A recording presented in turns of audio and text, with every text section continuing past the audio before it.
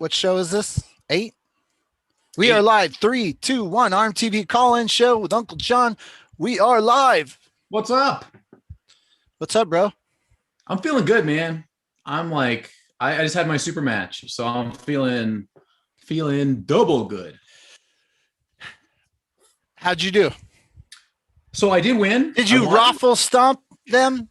Don't even start, man. We talked about raffle stomping.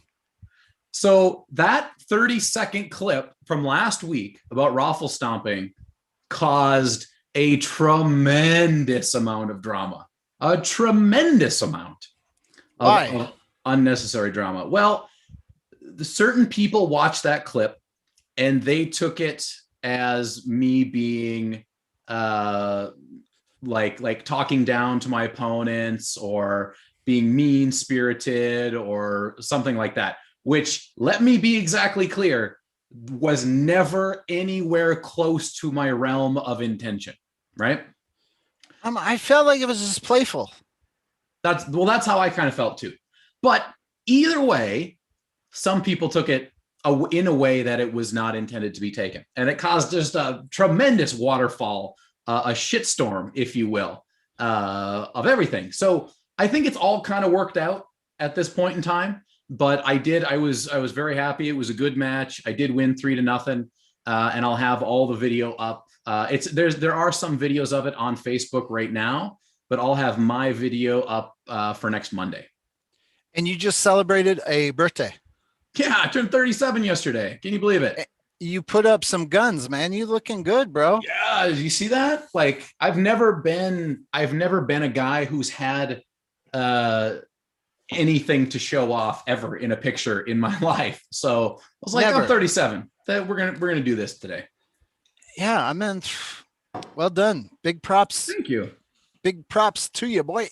Yeah, and I gotta say, big props to my man Mazel Jador, who two things. He's the one that's been able to get me down to the weight I'm at now and still maintain my power.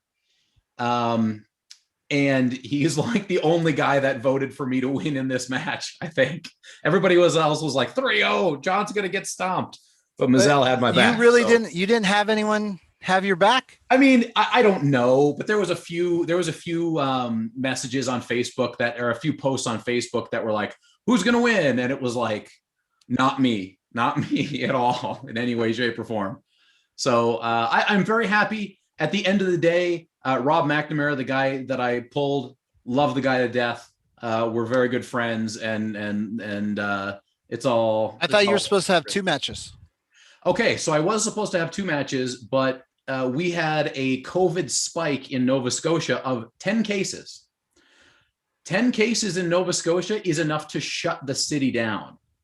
So my right-handed super match got canceled because the guy lives outside of the Halifax regional area. So by law, he was not allowed to come in for a competition event. The other guy lives closer, so we were both in the same area and we were allowed to compete. Oh, that's a bummer. Yeah. All right, before we put some topics on the table, I have an announcement. For Barry Bourne. Oh God, Barry Bourne. If you're listening, this is speaking directly to you. Okay, I get it. I'm in the arm wrestling. Oh, okay. First, this is to the community, then to Barry Bourne. I get it. Some of you don't like the whole boxing thing. This is it'll pass by like a tumbleweed. Anyone who's making a big to-do about this, it's like, relax. For me to you, I don't plan on doing this again. The situation arose where I open up my mouth as I tend to do, and I get myself into something, and it's like, is it a good idea? Probably not. Is it bad for the story? Okay, maybe. Fine. But is it something that I'm going to do because I said I was going to do it, and because my credibility means so much to me, I'm going to follow through on what I said I was going to do. It's not about clicks. It's not about anything other than it's a little something I just want to prove to myself. Can I do it? I could be wrong. I could get my ass kicked. I could get hurt. Okay, fine. All those things could happen. At the end of the day, No amount of messages, no amount of Facebook drama is going to get me to stand down, because it's important to me that when I tell you I'm going to do something, that I follow through, that I plan on doing what I said I was going to do, even if it's a very large mistake.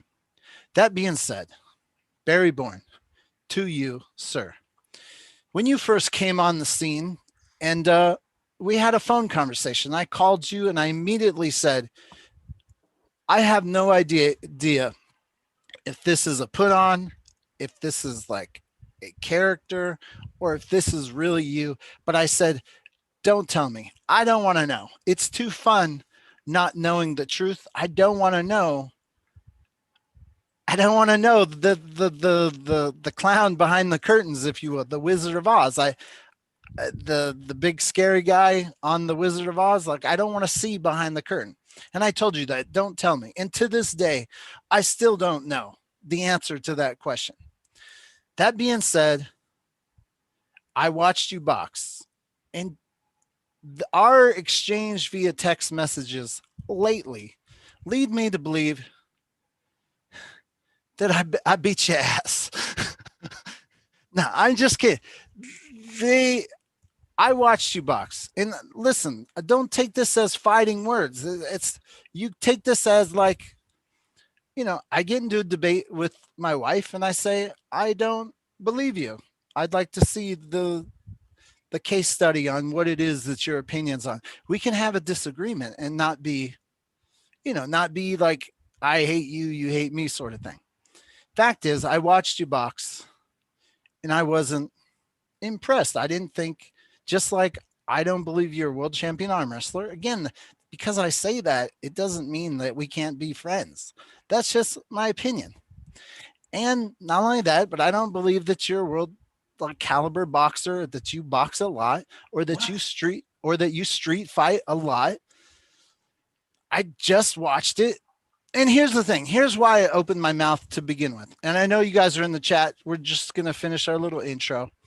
I told my wife I'm going to be on a little bit longer this evening to do so. But,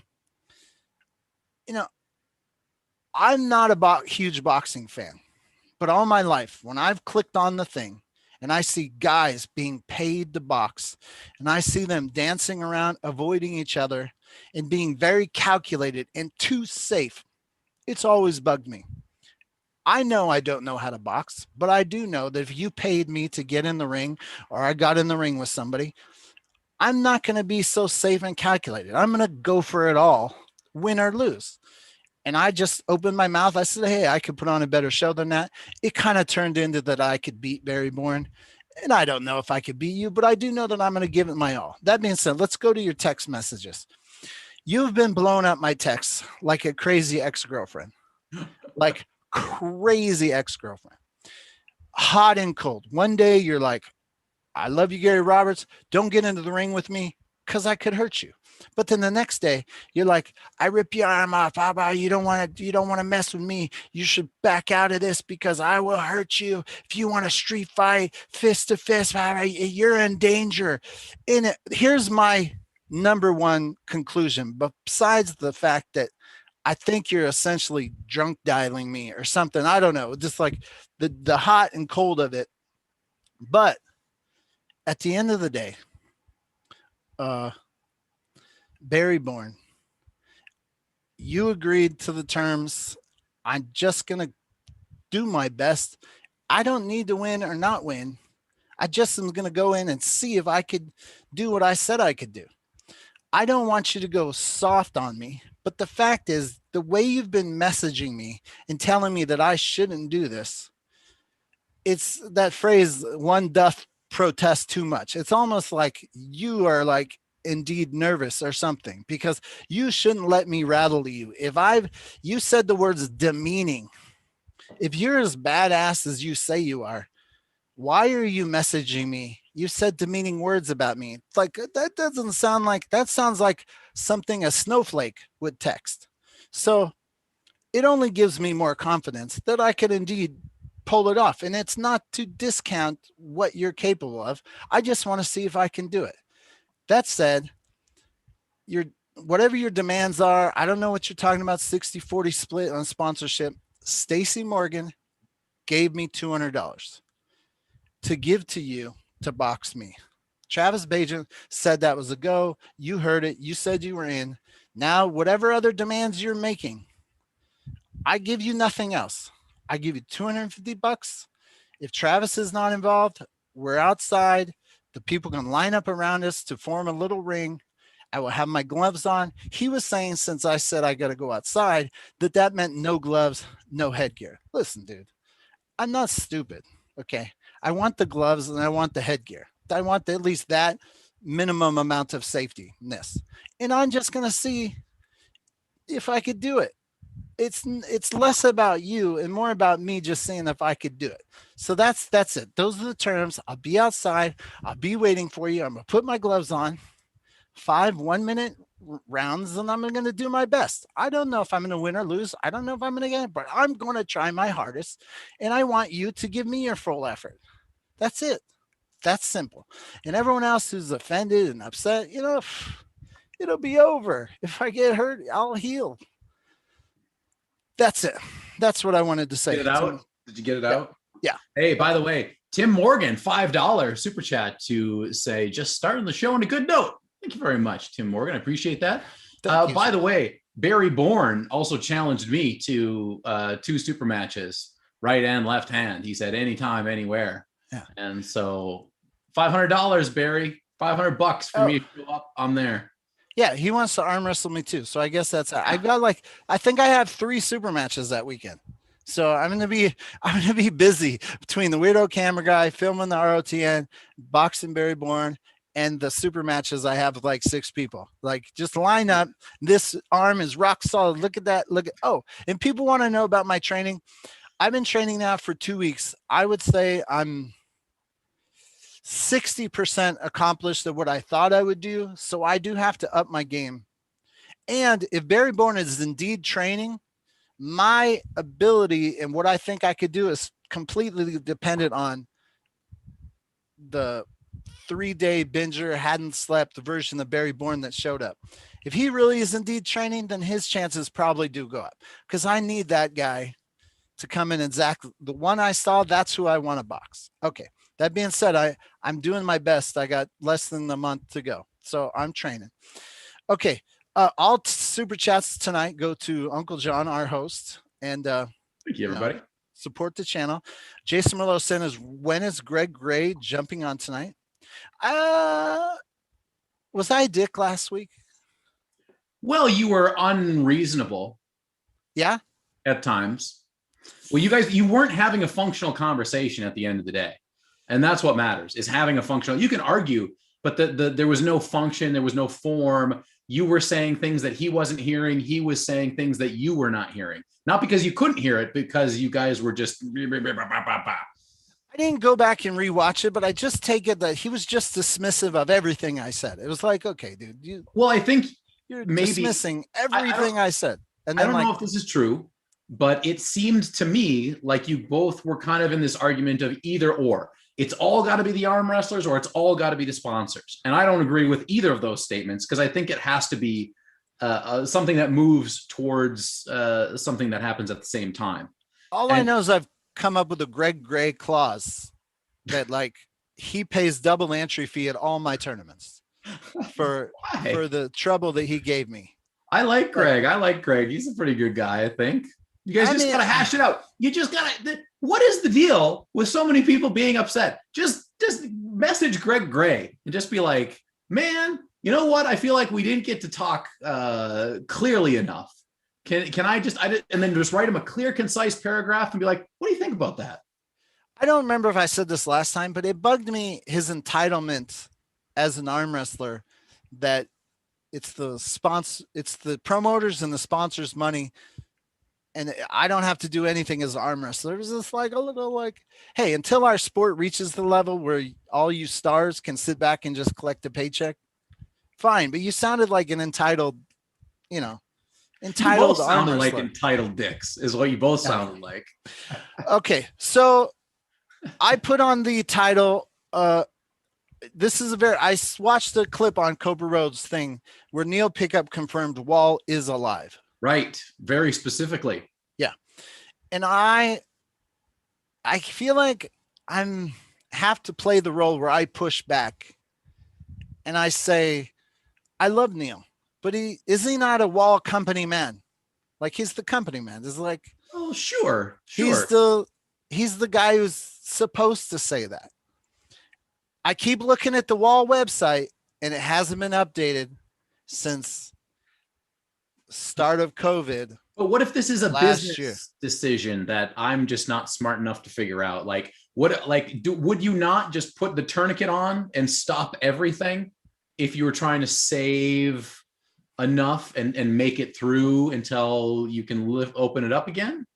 Like, I mean, I don't know. I'm an idiot when it comes to that. So in my gut, the communicating through a third party, through your athletes, is the easy route out.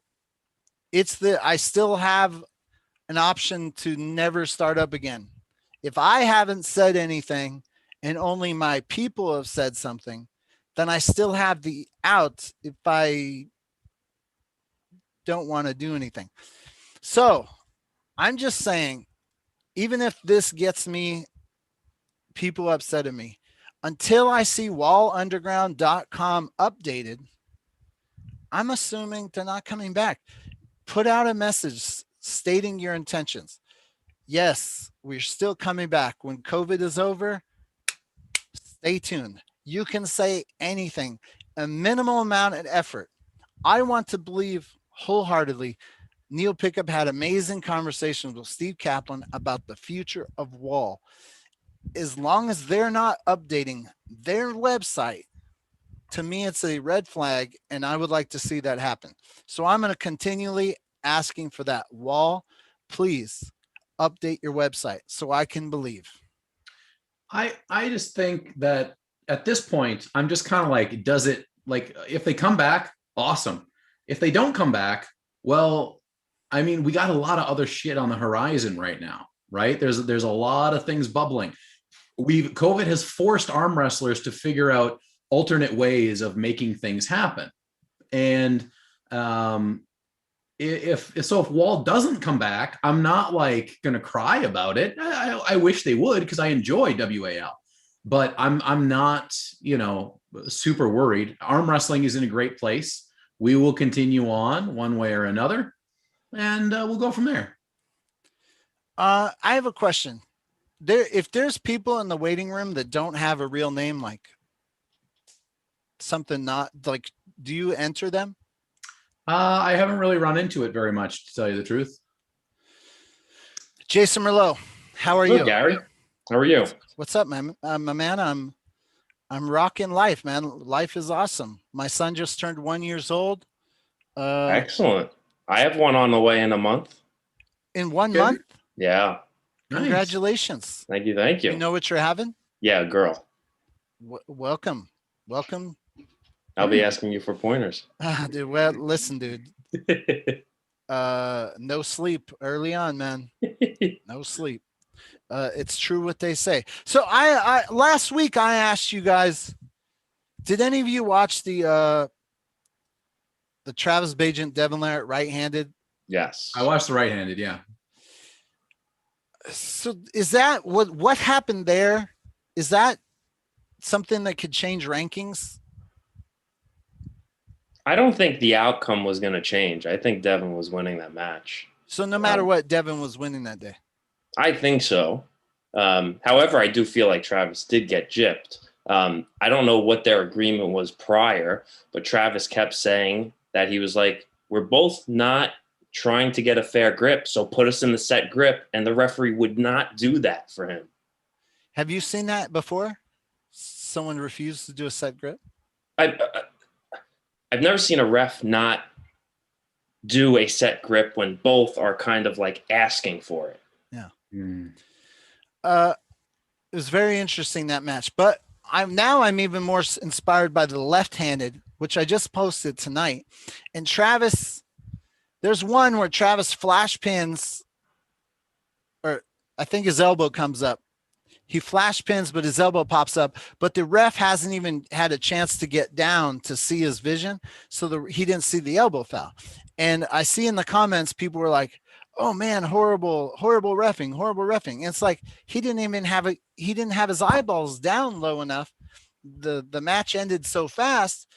And I was like, what if there was a rule? Like, I heard you, Uncle John, talking about your big WW World Wrestling Federation fan, and they have to do like the 3 count. What if arm wrestling, you had to like hold it? Well, that's freedom arm wrestling. Isn't that what Devin's rule? You have to touch the wrist to the actual table. I guess I don't know if there's a time, if you have to like a full second. I don't know if that's, who in the chat knows about freedom arm wrestling. How do you actually pin a dude? What is the rule? But anyway, Gary, just to go across your point there, I mean, with any quick starts like that, that's kind of on the down ref. The down ref needs to catch that. Even if it's on, so the down ref, it was on his pin side. So would he? It shouldn't matter what side, whether it's on his pin side or not, but that's kind of why the down ref is there. I feel like the down ref has all the responsibility in the world to try and catch and see anything in that interim time that the head ref lets go and gets ready to go down to pin level. I think that's all falls on the down ref to make that call, whether it's a pin or not. Okay, is this crazy? If I'm giving away big money, what if I were to implement some sort of rule that says if there's flash pins and the refs aren't set, like they're doing the ref script or whatever, and then they go down, like you need to, if you flash pin them, you need to, it doesn't get called until the refs are down. So Eric Racine is in the chat and he says in freedom, you have to pin them to the table or hold off the side of the table for a 3 count. Gotcha. Yeah. 3 count. Yeah. I got to be honest. Okay, listen, people think I'm nuts, but let me tell you, to me, content. What can we do to get non-arm wrestlers to watch arm wrestling and be entertained? And when I watch a flash pin,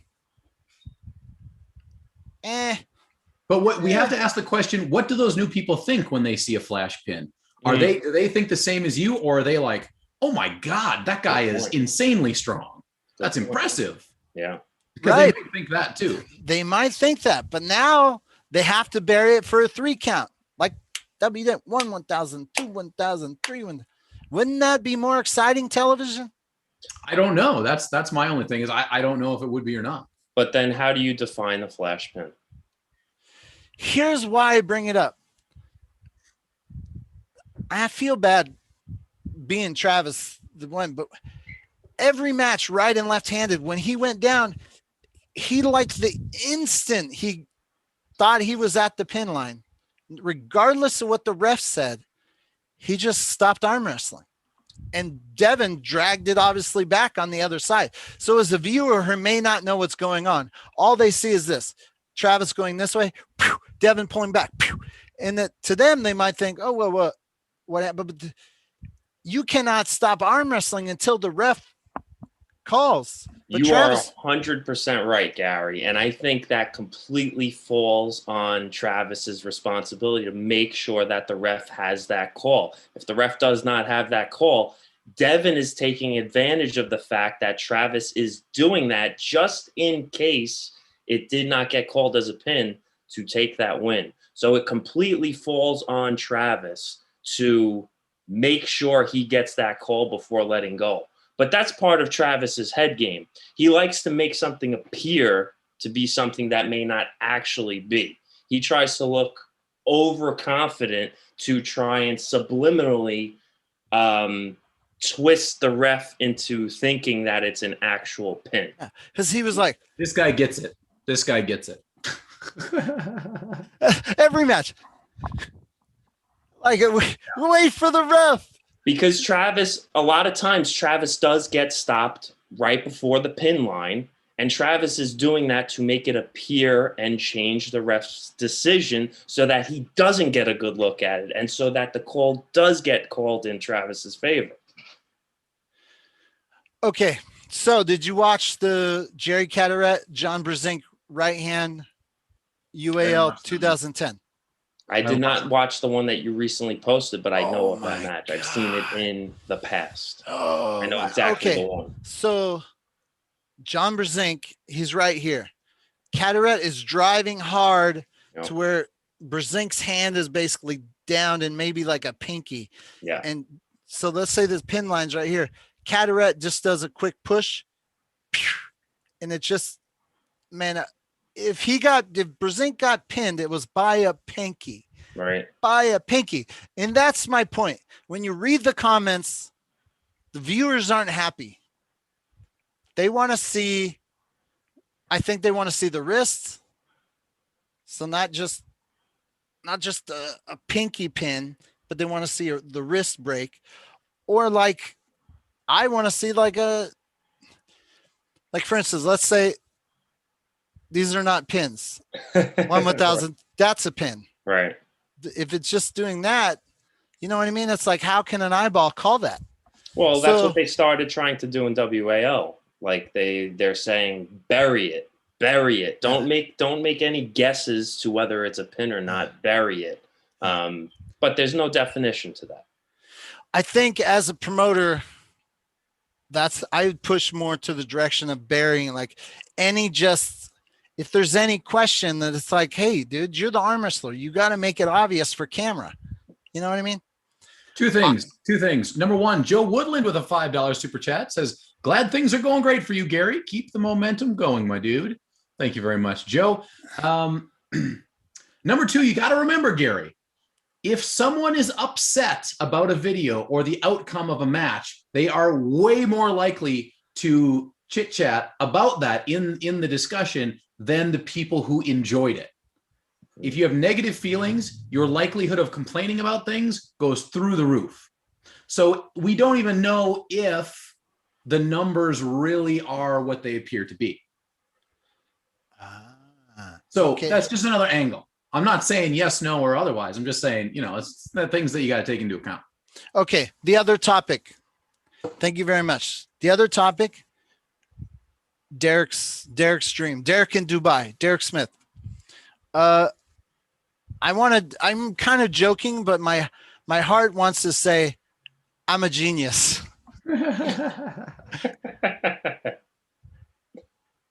Why would I say that? Because when I watched that coaching clip, he was so good.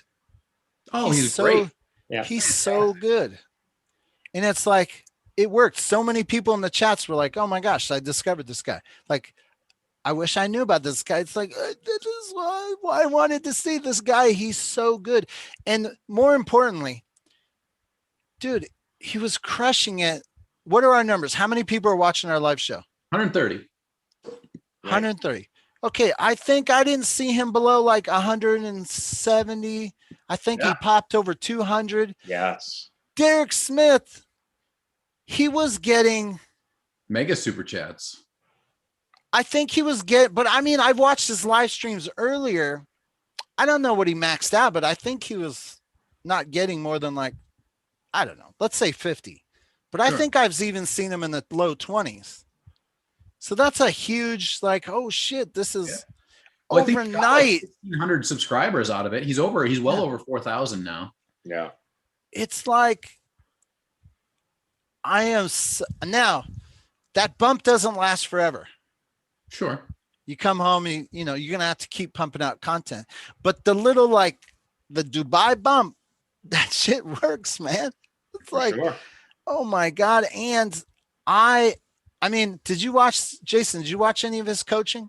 Yeah, absolutely. I mean, he's super clear and concise in terms of how he explains things. And I mean, you could just see how Larry takes it in. And, when Derek asks, like, do you understand what I'm saying? And Larry's like, now I understand how to implement my chest into what I'm trying to accomplish. And you could see like the light bulb started clicking in his head. I mean, I've been in the arm wrestling since 2003, 2004. I've never heard anyone, and maybe I haven't watched all coaching content. Okay, fine. But I've been to a lot of practices, filmed a lot of practices. I've never heard someone break down the footwork of if you're going to do what move, where you want your feet positioned. I've never heard that before. And I've never heard someone talk about like the posture, getting kind of, I've never heard some of these nuances broken down to such a simple, like, oh, that just made sense to me. So anyways, I just wanted to say, I'm really happy to see, one, there's a few people who said Derek would never go to Dubai. We put that to sleep. Derek's over there. And it like worked. He reached a new audience, and man, it's amazing. I'm just pat myself on the back because I was to the point where I was like, Derek is almost too good. Maybe don't give these people all the secrets. I mean, we don't need to give all of them away, do we? But he's just so good at it. Like, just like, if you want to learn how to arm wrestle, just watch that video a whole bunch of times, because he gives some gems in there. Oh yeah, explaining how he's attacking the bicep, the shoulder, the chest, and the hook, each and every little position there. I mean, that's excellent in order for Larry to learn. Ronan Unleashed says, don't sell Ray short. To be honest, I know Ray's a great coach. I haven't watched all of his videos, but he's understood to be a great coach in the community. He was already here. So it's not a disrespect to talk about Derek here. Don't take it that way. It's like Coach Ray is successful. He's awesome, and he was doing his thing. And I kind of like that. I kind of like that Coach Ray went top roll, which, you know, top roll might be the ultimate move that Larry sticks with. But I thought it was cool to see Derek attack the other side to give him like the hook perspective. And he broke down the hook in a way that I didn't really heard it broke down. But again, I haven't listened to all.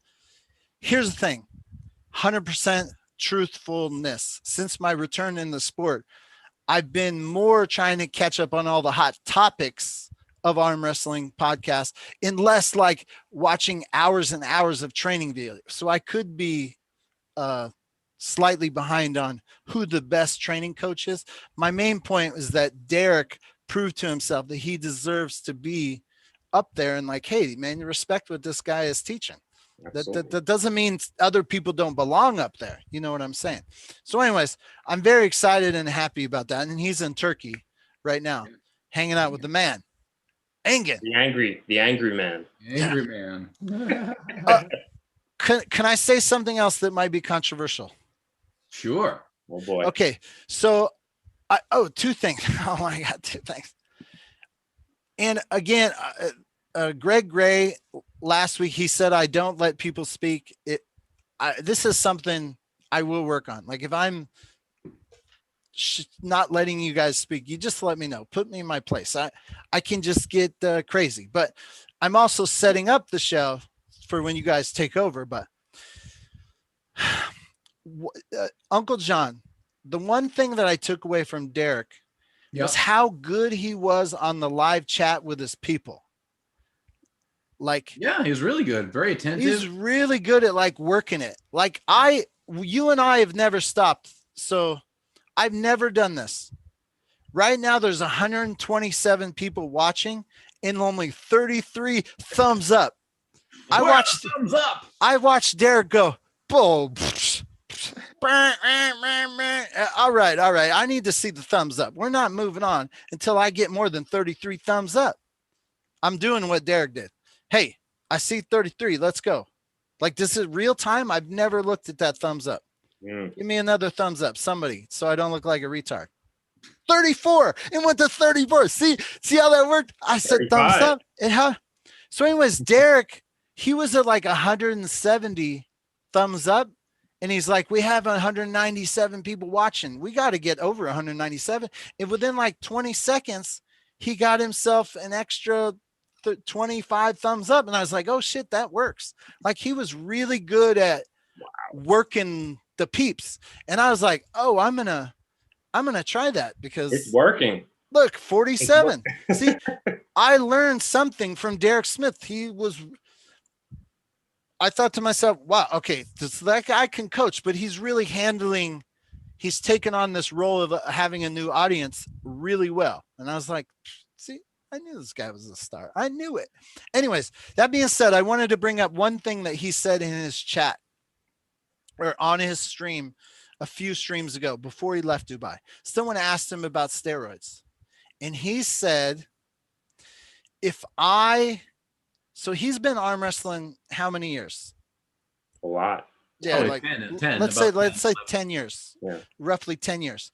And what I liked about it, and so he was saying, oh, between Hermes, and he got sick, so he couldn't train as hard. He didn't go to Dubai as his strongest self, which I think is kind of a good thing, because what I saw is I was like, ooh, you know what else this Dubai trip did?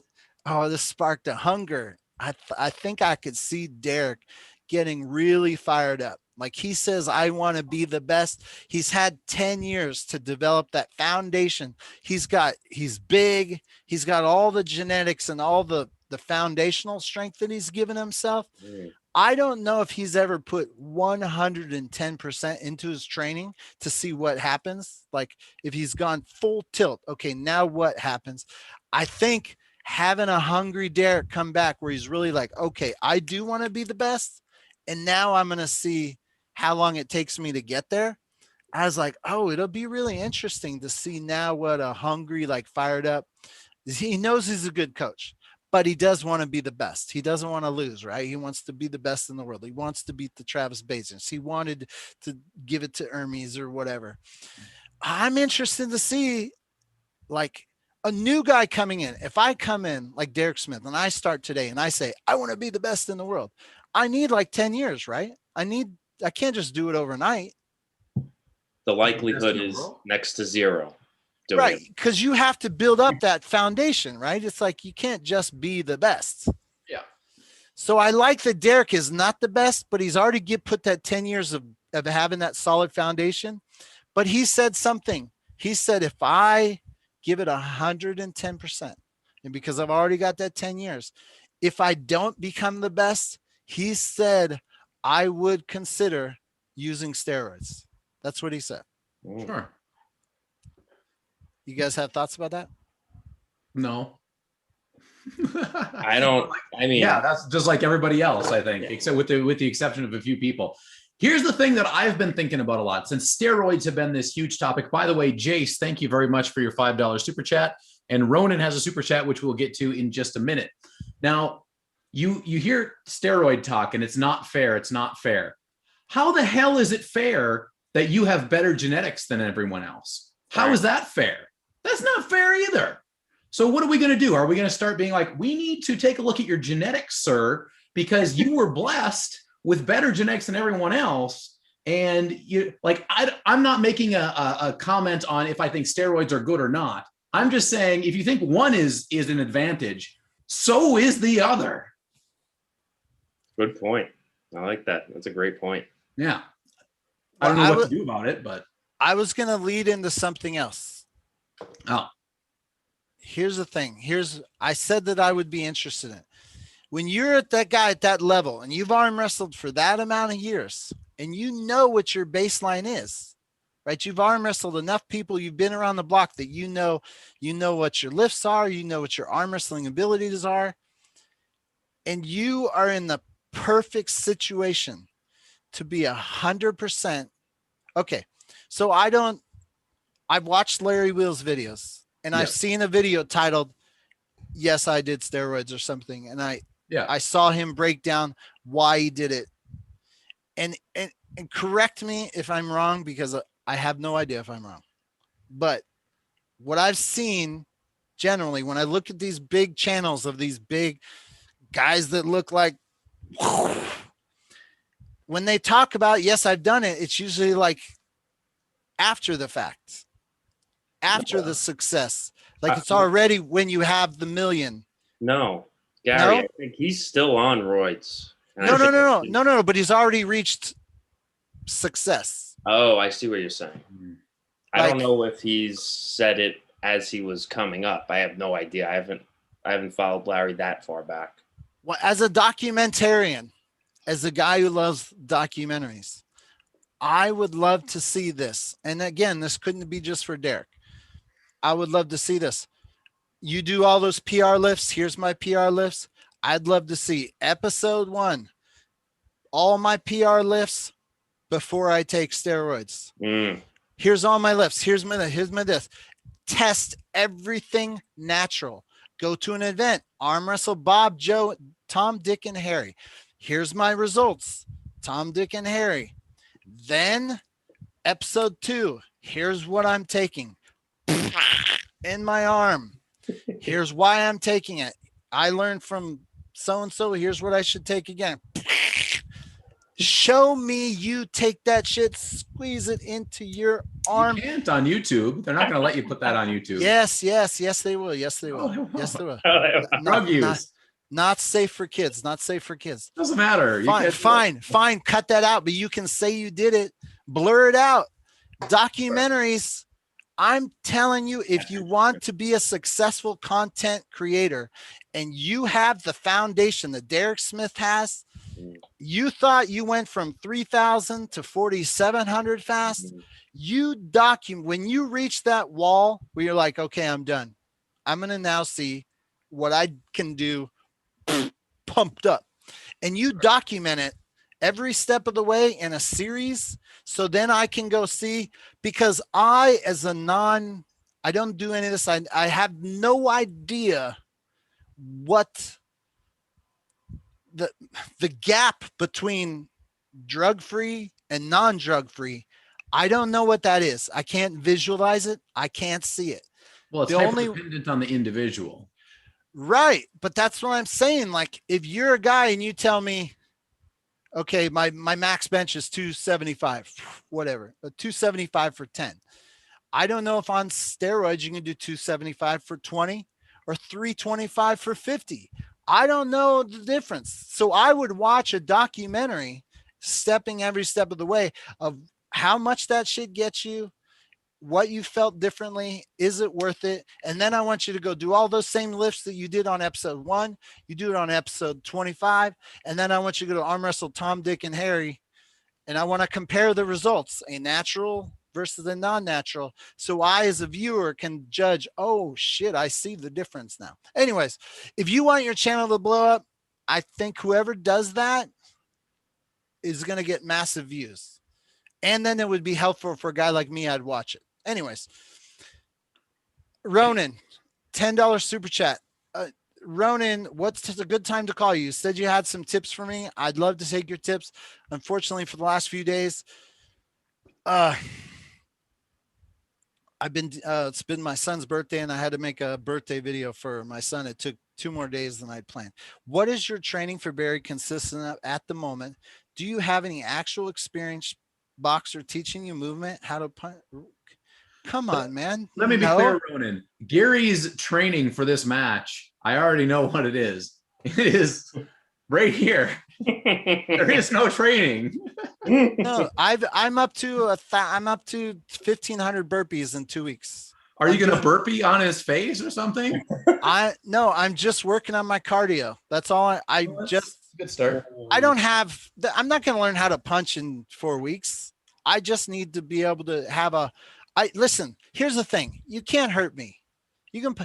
The thing is, oh my God. I love it. No, listen. No. Let me break it down to you. I was abused by my older brother, 4 years older than me, beat me up almost daily from the time I was like 8 till the time I was 18. And he shot a nail gun at me.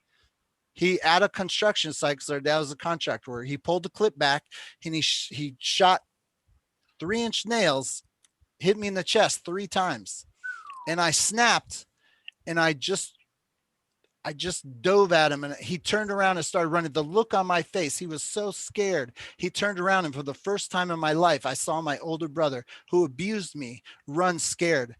And I forgot about this. When people said, oh, have you been in a fight? I forgot. I hit him in the kidney, maybe 10 kidney shots in a row. Bam, bam, as he was falling down on the ground, and I was beating him in the back, right in the kidneys, just as hard as I could. And my dad came over and he said, what the hell's going on? And when my brother stood up and he goes, and he couldn't breathe because I knocked the air out of him. And it was the most rewarding experience I have had in my life, because my brother used to beat me up all the time, punch me all the time.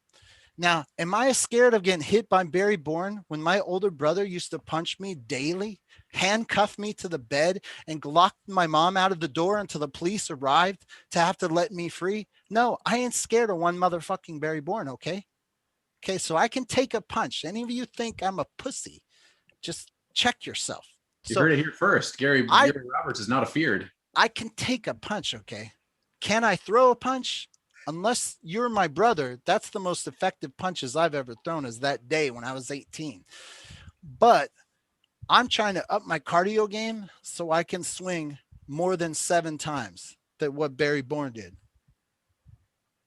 Anyways, I digress. So Ronan, no training. I'm just trying to up my cardio. And no one's taught me how to. I'm doing some air boxing, hitting I got the soft thing hitting the wall. I basically, for a minute, I'm going as hard as I can, then taking 30-second break, then a minute hard as I can for 10 rounds. The fight is for 5 rounds, so I'm going for 10 rounds. And my goal is I'm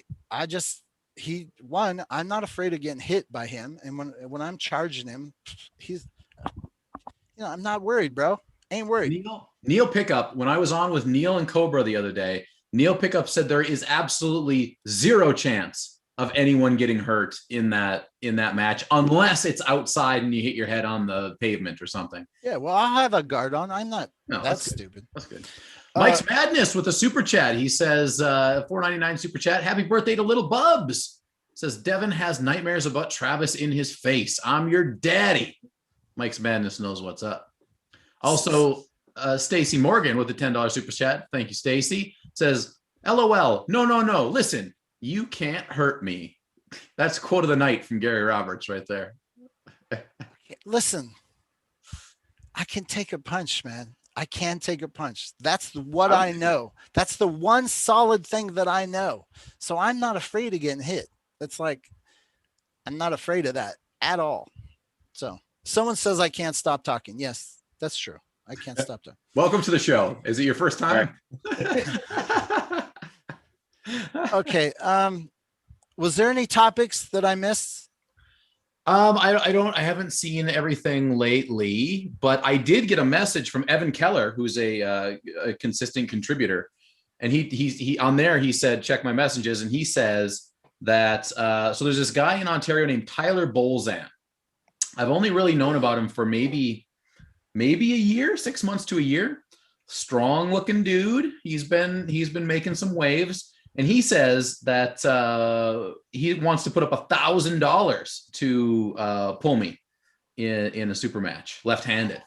So that's good money. I need to go do more research on Tyler Bolzan. I don't know how strong he is. I think he's pretty strong, but so I would entertain that. So if someone says they're going to put up $1,000, you don't have to put it up. They're putting it up for you. I mean, that would be great if that's the case, but I would assume he means he'll put up 1,000. I'll put up 1,000. But if you just want to put up 1,000 and bring Uncle John for some good content, I am completely fine with that as well. That would be a much less stressful trip for me. Absolutely. I am up for all, super matches. I'm ready. I'm interested in all of them. Honky Monkey says, Gary, are you on meth? I don't do drugs. But you did do steroids one time, so you kind of do drugs. I did. But it wasn't for arm wrestling. I was trying to see if I could get better at CrossFit. But I mean, all I did was play Monopoly, actually. I mean, I did a couple workouts, but I kept shaking. Anyways, guys, I'm letting you take over. Enjoy the show. Hey, make sure you make me a host before you go so I can change your camera when you leave. Hey, Jason. Yes. Thank you very much for being a regular. Absolutely. It's fun. Yeah. Fun. Very nice. Are you plugging a channel? Sure. I'm starting to put out content. Are you? Yeah, it's good stuff Yeah, too. I'm starting to put out content. Okay, I'll go check it out. I haven't looked. Yeah, go check it out. It's a mix of stuff. Yeah. All right, guys, have fun conversation. I think this is show number 8. That's pretty cool. I love getting a little flow going. Remember, guys, come in, join in. Barry Bourne says he was gonna try to join. I said, wait till the end. You wreck a show. Yes. All right, man, guys. Off the rails. Off the rails on ARMTV. All right, we'll see you guys later. All right, see you in a bit, Gary. All right, we're putting Gary in the waiting room. There we go. Now we can slow things down. All right, so ladies and gentlemen, we're going to change things up just a wee tiny bit. Kind of what's been happening in the past couple of weeks. We just let people come on, and then there ends up being like 9 people on the screen, and it makes me want to die. So here's what I want to do. If you have a question, this is the whole point. Like, you have a question, you have a topic, whatever, we're going to let one person in. We're going to talk about that topic. And we'll kind of grind it out, and we'll see what we can get out of it. And then once that topic is over, we'll let somebody else in. So if you guys want to come in, make sure you have some kind of thing. We've got someone called Dialectical Prudence in the chat, in the waiting room here. I guess we'll roll the dice. I have something good to talk about that just happened today, I think. Yeah. Well, let's let Digital Dialectical Prudence come on and say his piece here, and then we'll come back to that 100%. Dialectical, just go ahead and unmute yourself there, buddy. There he is. You're shrouded in darkness, my friend. Who be you? Yeah, might not work out, eh? It's all right. What's your name? Mike. Mike. Where are you from, Mike? Ontario. Oh, Ontario, my favorite province in Canada. How are you, Mike? Good, man. How you doing? Pretty good. I'm doing very well. What brings you to the show tonight? Can you hear me? Oh yeah. Are you? No, I'm gonna have to turn your YouTube off if you're Oh, he booked out. I think he had his YouTube going on in his headphones, and everything was reverberating to him. So feel free, dude, come back on if you want. That's cool. All right. So Jason, let's start with your topic here. So Marcio put out a video. Just watched it. Top 5 left-handed guys. And then Mr. Ryan Espy made a call out. Yeah. Which is awesome, because I don't see Ryan Espy doing this. And he was in the chat earlier, so I don't know if he's still watching. But yeah, he ended up making a call out on Marcio. And Marcio, with the quick turnaround, said absolutely. Wow. So Marcio against Ryan. When that doors open, obviously, but Marcio said he absolutely wants the match. I just thought that was how that dialogue happened, and the turnaround so quick on that. That was excellent. Very good. Top dudes, guys, and by the way, left-handed, right? And that's what excites. I know it excites you too, because you're kind of a lefty guy as well, right? Yeah. So that really got me fairly excited. And just before I went on, I saw that Marcio made a response to Ryan's response, but I haven't fully watched that yet. So I'm super excited about that. The question is, are they planning, do they want it at WAL, or were they talking about just doing it on the side? No, so it sounds like because everything is all up in the air, Marcio at least gave the response that let's put together some sponsors and let's make this happen. So it sounds like, at least in Marcio's head, that they would do this outside of WAL, get a promoter together on it, and get the sponsors and have that match outside of WAL. Love it. I love every bit about it. Yeah, I think that would be an absolutely excellent match.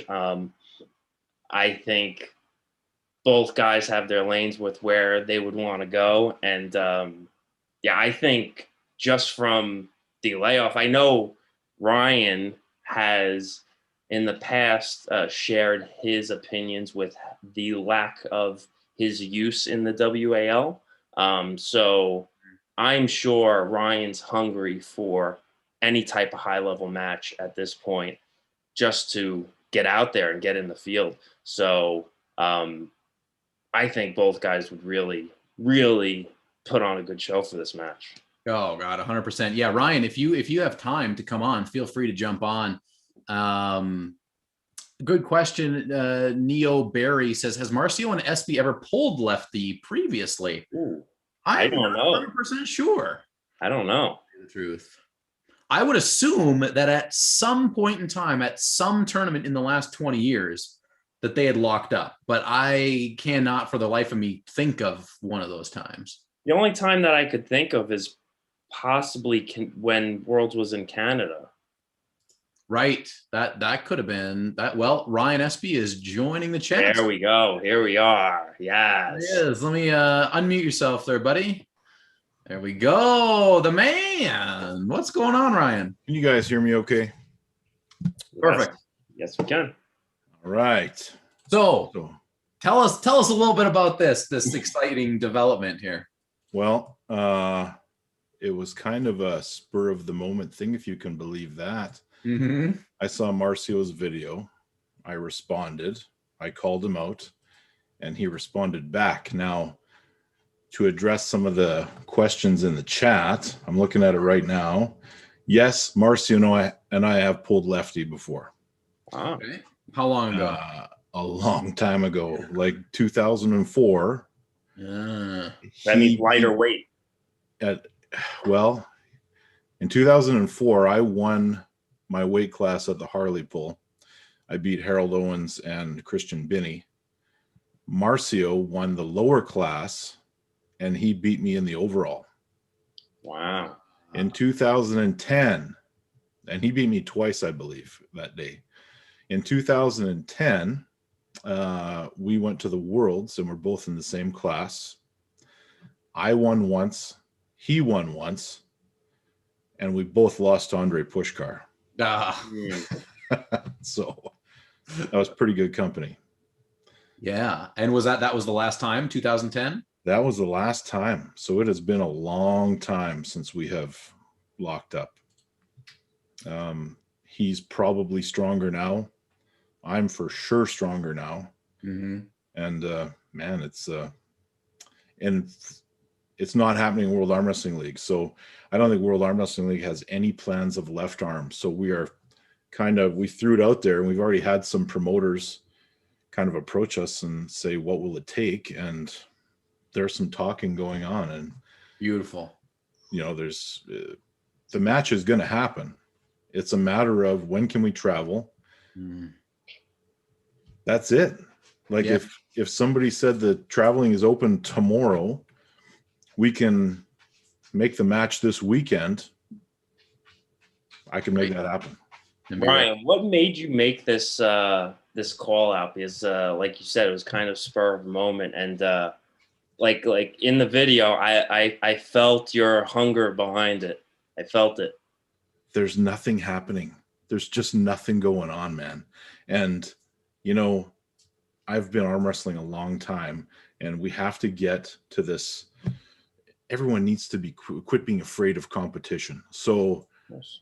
we need to sort some stuff out. And when Marcio named his top 5, left all super heavyweight ranked left-handed North American arm wrestlers out of it, because Devin's not on that list right now. So removing Devin, of course. Mm-hmm. But when he left all the North Americans off of it, I felt like it was a good opportunity. Well, aside from himself, of course, I guess I'm so old school that I still consider Marcio to be Brazilian, but knowing that he now lives in the United States, of course. Yeah. But man, we have to find competition. We have to find it any way we can, and we need to compete at all costs, and not just taking matches that are going to be walkthroughs. Like, I know there's a good chance that I don't come out on top of this match. Like, if you're making odds, it's 50-50, man. Tough one. And if other people were making the odds, I might be the underdog. But we're all training for something. Mm-hmm. Yeah, I'm excited. Well, And he was so quick to say yes. It was just, it surprised me. So when you think about Marcio and you think about his power, and his abilities and the things that he likes to do, what does that tell you about what you need to do as, in your training? Because you don't know, is this going to happen in 2 weeks, 3 months, 6 months? What is your mindset moving forward now, knowing that this is out there, but not really knowing when? Get stronger in every possible angle, because Marcio can do it all. He is primarily, people have mostly seen him hook, but every time I have pulled him, even though it was a long time ago, they were all hand battles. They were all top roll battles. And he is, at least he was, extremely fast, explosive, and really good up top. So he can fight me in my power. Right. Which is scary. Yeah. Yeah. No doubt about that. The match makes me excited. And it seems like everyone else is a little bit excited about it too. Absolutely. That video, if you look at my analytics, it's been getting more views than even the total arm wrestling show has been getting. So everyone is kind of watching that and kind of excited, and people are asking about it. And yeah, it's been a really good response. And all it is the two of us agreeing to a match so far. I haven't spoken to Marcio about it yet, but just knowing Marcio from his quick turnaround on the video, like I said, I was very surprised to see a quick turnaround like that. For that quick turnaround to happen like that, I like it. I like it. When I sit on the video, I'm in, so promoters just go straight to Marcio. A promoter said I'm going to be waiting a couple of days and seeing what his response is. They had to wait like an hour. Right. Yeah. It really, the first thing that popped into my mind is like, this is the match I didn't know that I wanted. Right. Now that I know about it, I really, really, really want it. Exactly. And I think that's gonna increase the speed and the trajectory of it as well to get it to happen. Because I think people are gonna be thinking the same thing, like, oh yeah, that's the one. That's the match that we want to see. Yeah. Yeah, I'm excited about it. It's it will motivate my training for the next little while, because until recently, it's tough. It's very hard to stay motivated when there's no light at the end of the tunnel. We don't know when this is all going to end, but I know that I better be ready when it does. Yeah. Well, I think that's the attitude that everyone needs to adopt, because it's not like it's going to be 6 months and we're going to be like, oh, in 6 months, we're going to be able to do stuff again. It's going to happen. And you're going to be like, oh God, what have I done in the last 12 months? Nothing. Well, you better get in the gym, buddy, because you're 12 months behind the rest of us. That's right. That's right. And the craziness behind it is we don't know where each other is at. And scary time. Coming out of this, we might see just insane things happen. Like Dubai seems to be the mecca of arm wrestling right now. Right. And there's been some people in the chat saying it should be on the undercard of the Levon Michael match that we may or may not see. And then of course there's Bourne and RVJ that could be in there with the bulletproof drug test. Can you imagine if all three of those matches happen on the same card? That is phenomenal. Of course. It would be crazy. It would be tough. It would be tough to cover all those matches and give them the attention that they need. It would be lots of spillover, because there'd be a million people to tune in to watch Levon and Michael. Yeah. No doubt about that. Which we haven't heard really much in at least a few days on that, have we? It's kind of died out. Well, it's odd now, because it seems like Gennady is over in Dubai and Derek's there, and Vitaly. I don't know if Vitaly is there yet, or but man, oh man. Okay, gentlemen, we're adding someone to the chat right now. Yes. Yes. I texted him. I told him he needed to get on right now. let him get his audio connected here. Marcio, can you hear us? Oh, connecting again. Oh, the audio does not want to connect. I wonder if we can get him to connect the video. Maybe that will help.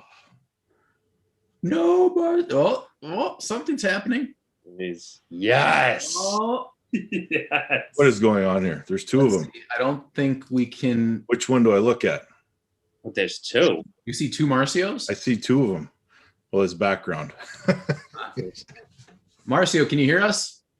Yes. I don't know if you can see me. I can see you and I can hear you. How are you, Marcio? Good, good, man. I just finished something and I'm eating, having dinner. I told him he had to eat while he did this. What does Marcio Barboza eat for power? You want to see it? Yeah. There's rice. There's tomatoes, beef. Yeah, the good stuff. Yeah, mushrooms, stuff like that. Beautiful. Beef stroganoff. Do you know what it is? Yeah. Yeah. So, Marcio, we've been talking about this match that has just kind of formed over the last couple days. And I was kind of talking about how it's the match. Couple of days. This was today, man. Like 2 days. Oh, because you put your video out like, yesterday. We're talking about hours, not days. But didn't you put your video out yesterday? No, it was this morning. Oh, my God. Even Yeah, better. I saw the video when I was coming back from work, and I respond as soon as I got home. So what are your thoughts, Marcio, going into this? And clearly you are looking for a match. You like the match. You know, there's a lot of excitement already building up. What are your thoughts right now at this point? I think it'll be interesting. Me and Ryan, we pulled in the past. It's been a long time. I think last time we pulled was the WAF, right, Ryan? If I'm not mistaken. Yeah, I think it was 2010, something like that. It was in Canada, or it was? Yeah, it was in Kelowna, BC. It was 2008 then. Oh, maybe it was 8. Well, that's even longer than I thought. Yeah. Wow. It's so fast. It's A lot of stuff happens in that length of time, so it'll be brand new. We can't count on anything being the same as it was back then. So Marcio, go ahead, Marcio. Go ahead. Yeah, I was gonna say it makes things interesting. I mean, we've been a long time without pulling each other. Could be a good match for the community. I mean, hopefully everybody wants to see it, and just gotta get together and see how to promote this. Now, Marcio, every time I see you, you look like you're ready to go, no matter what. You always look like you're in beast mode. But we were talking about COVID kind of ruining the flow for some people. Have you just been going crazy in the gym throughout the whole thing? Look, my wife is near here. She's already laughing. No, I just have this look. I can't help it. I mean, I was 7 months, 8 months, I think, without training. I just started back training like a month ago. But don't forget, I'm a construction worker, so it's all kind of training. I really would. When Marcio says that, when he says he hasn't been training for 8 months, it feels like a goddamn brick wall still. So, like, ridiculous. It's ridiculous. So you got to take that into consideration when he says he hasn't been training for 8 months. Like, in my opinion, it like doesn't matter at all.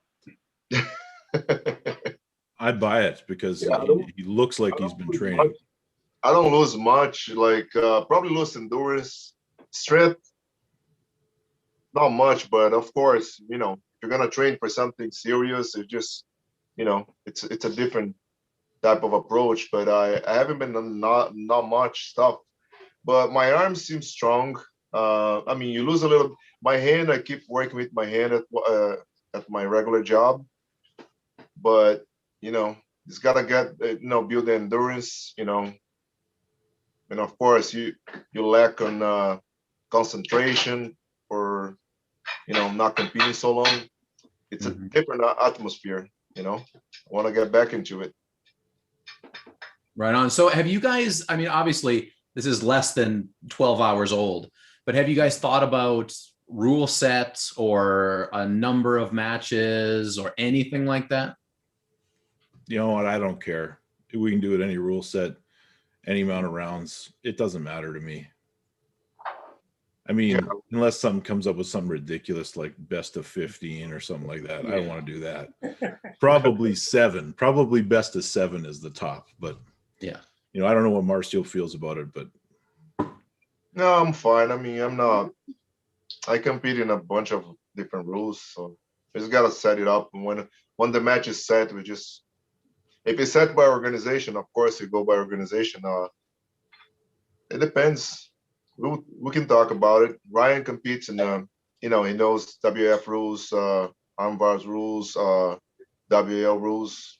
We compete in all of them. you know what I would like is I would like the Arm Wars rules. Those are good though. Those are good because it's a running foul. I think it's cool because the match doesn't stop. It sucks when it's like 2 fouls and then it just sounds weird, especially when it's a super match. I mean, if you expect spectators to like or to, you know, to enjoy those kind of thing, it sucks. You know, you need to see the match. So I think that's the best way to go. I like it. Everybody in the chat, feel free. We have these 2 monster dudes here that are going to be going to war sometime in the near future. What are your questions for these guys? What are you wanting to know about, you know, what these guys are about to do? That's what I'm interested in.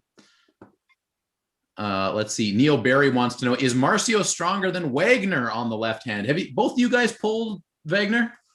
I pulled Wagner like long time ago, 2010.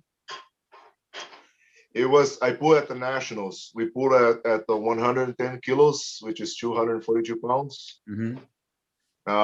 And it was my first time pulling him. I took second to him. It was 2-1. He flashed me first match. He was a reigning world champion. Second match, I top row him. I beat him. In the third match, I was almost beat him. I lost by fouls, but I had his wrist and hand open. Close match, I would say. But if you're talking about brute strength, I think he's stronger. Wow. And have you pulled him, Ryan? I have 0 experience with Wagner. Yes, I pulled him right the same tournament, the same nationals. We had I pulled him in a class, and I took first. He took second, and then we have overalls, and I was first, and he was second. So I pulled him 4 times on the right. He gave me a good run in a couple matches. Then I figured him out. Oh, Lewis K wants to know, is there any chance we can get some of that bulletproof drug testing on this match? Is drug testing a big thing? No, take whatever you want. Take whatever you want, Marcio. I was thinking we should start super match series where you must take steroids. That's in the contract. You have to take them. Like, you know, one way or the other. We got a super chat from Eric Rescind, $6.99. He says, Marcio, where does your victory on The Late Show with David Letterman rank among your all-time favorite moments in the sport? Man, it was a special moment for me. It was very special. Especially because that year, one of my goals was to beat John Brzezinski, right? So I beat him twice that year. Once I beat him in Lake Tahoe, and the second one was in the Dave Letterman show. And also I beat Travis like a month before he beat Alexei Voivoda in Canada. It was actually, I think it was 3 weeks before. It was funny because I got called like the day before. I think it was supposed to be either Dave Randall or Ron Bath. And then Dave DeVoto called me. He said he wants to add some color to this challenge, and he called me. I was like, okay. I went there. It was fun though. It was a special day for me for sure. Unforgettable. What year was that happened? 2003. Wow, that's pretty cool. The stage doesn't get too much bigger than that. It was very, very cool experience, man. Let me tell you. Let's see here. Danny Penny wants to know from both of you guys, what is either of your best wins that you would say? That's really Right or hard to left? answer. It's Would really you say, Marcio? Right or left or both? He didn't specify, but I suppose left, since we're talking about a left-handed match here. Right.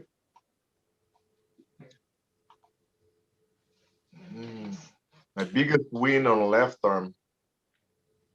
I gotta think about it because I don't. Let me see the years that I won awards.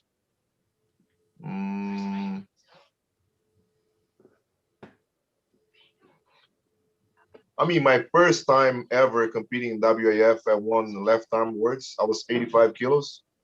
It was very special. I beat a guy from Russia. I can't remember his name. I think he won the previous year, and he was the favorite. Maybe Eric Rosin can find that out. He probably knows off the top of his head. It was very special because it was the first time. I don't remember, like right-handed, I had so many more special moments. Yeah. What would you say for right hand? John Brzezinski, of course. Yeah. First time I beat him, it was like a big goal achievement. And also, I think it was special beating Gardner at the 2002 WAF Worlds in US. Yeah. First time competing here in US. I represent Brazil, but it was cool because he beat Ibrahimov and I beat him. It was pretty special. I was at that tournament as well. You were there, yeah. You won lefty, right? I won the super heavyweight left, but I think my best win was the year later when the competition was elevated. So the Russian that got second place to me in 2002 ended up placing, I think, sixth the following year, and it was me and Christian in the final. So on leading up to that match or that tournament, I was not being considered as a threat to repeat as champion. So Christian Binney in the finals. Christian Binney early on, I beat him, and then I beat him a little more handily in the finals. I think you have a style against Christian. Was very good. I think he was training with me back then. He was very, very strong once he got his cup in. But I think your style is just, styles make matches, right? That's right, of course. Yeah. Eric Rasin did say in 1995, Marcio, it was Chupalov Omarov was the Russian that you beat. That's correct. Yeah. Instantaneous knowledge. Yeah. Yeah. Eric knows all. Man. It was a special to be Ryan too. I remember the Harley pool that I beat you, Ryan? Yeah, and it was the exact same like scenario, except you won the lighter class and I won the heavy class, and it was me. It wasn't even Christian in the final. It was overalls, I think. Ryan. It was in the overall we met up. Yeah. Overall final. Yeah. Yeah. So here's a question for. Okay, go ahead, Marcio. No, I was gonna say Ryan was a reigning world champion, and yeah, and him and Christian, you beat Christian in the final at the Supers, and we did the final in the overalls. Yeah, actually, Christian, I beat Christian early on. Yes. And then Harold Owens beat him at the Harley Pool. That's true. And then it was me and Harold in the final. That's true. Oh, I remember. It was me and Crazy George on the right-handed final. Yeah. Yes, it was. That's funny. That's classic. Yeah. Love it. I was the only one who figured him out that day. Nice. I mean, people are asking about big wins. Like, if you take the whole scope of my right-handed career, getting away from the left, I mean, there's Travis, there's Devin, there's Michael Todd. Like, it's we've all been around a very long time, and I've always done very well at the Arnolds. So I beat Travis at the Arnolds. I beat Devin at the Arnolds. That year that I got second was 2010, I believe. And that's when Don Underwood won, and I got second. Devin got third. Man, it was. Problem with me is I always am trying to do other things at the same time as arm wrestling. So this will be the first time in a very long time that I've just focused solely on arm wrestling and not tried to be trying to bench press the most or do strongman or get into a cage and fight somebody. I just want to do arm wrestling. I want to be at the top of my game, and that's what you're going to see. Both of you guys have beaten the same type of guys at similar times as well, and that's what makes this match even all the more hype. Yeah. The other thing that I saw a little bit in the chat, people talking about a lot of times in arm wrestling now, when we see two guys that are ready to go at it, there's going to be trash talk and there's going to be this crazy animosity. But this seems to be a very gentlemanly thing, and two guys who know the game. They've been at it for a very long time. Is this, something that we will see ramp up, or are you guys like, we don't need to do that, we're going to do what we do and we will see each other on the table? What do you want me to say about him? I think I'm better. I think I'm better at arm wrestling than he is, and I'm going to win. Of course, I think that. He thinks that too.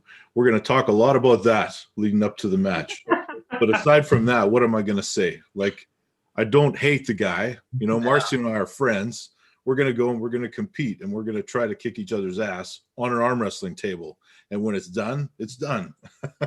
That's it. I like that. It's refreshing, honestly, from my perspective. Excellent. Like that. And not just the automatic trash talking just to get the views and get people, just that type of hype behind it. The more of the fake chauvinistic type, it's nice. I don't really need it. I'm not that type, but I know how to poke a little bit. We can poke each other a little bit during this period. Once we have anything set, a set date or anything, when we move on this, and we're gonna be, shooting, training, and stuff, and talking a little bit, poking each other. But nothing crazy, I think. We try to each other in the gym. Well, that'll be interesting because now you guys both have channels, so we can see a little back and forth with some of the training. I think that's a key, to have two guys like you that are elite dudes, and now we get to watch. We know the match is coming up, and we get to see what you're gonna do, and that's something that we haven't really got a lot of in the past. So I'm thrilled. Yeah, that's cool. No secrets. No secrets. Show, so there's no excuses. The better man is gonna win. There you go. ARMTV had a $4.99 super chat. Thank you very much, ARMTV. All super chats are much appreciated today. He says, I have a funny story about that David Letterman footage. So Gary's going to come back in about 5 or 10 minutes here, so maybe he'll be able to shed some light on his perspective of that. Eric Racine also asked, Ryan, wasn't your nickname The Truck when you first started? Yeah, is that true? I didn't pick any of these things, but this was like a strongman thing back in the day, and at some point Neil Pickup started calling me the Manitoba Mastiff, which I kind of prefer, actually. But then they went, there's the E-Train and all that stuff, but yeah, whatever. It is what it is. It's not going to matter on the day of the match with Marcio. We're going to see some very wholesome promos come out of this, and I cannot wait. I cannot wait. This is going to be so good. Well, that's awesome, guys. I'm so happy that this just, I didn't realize the full scope of this was already like, the train is rolling as it was. So that really makes me excited. It is, John. Oh, what did you say, Ryan? Damn right, the train is rolling. Good. Marcio better get off the track. There you go. So I guess now it's just a matter of when, where, and how. And that is, I guess, going to be determined until the world kind of figures a few of its things out. Is that correct? I mean, yes. I wish it was happening right away, but that's not reality. And we're we're not separated by an ocean, but there is a border in there that needs to open up. So Right. Any word on that? Like an official word on that? No. As of right now, if a Canadian wants to cross to America, I believe they have to quarantine still for 10 days minimum. And if you come to Canada, you have to quarantine for 14.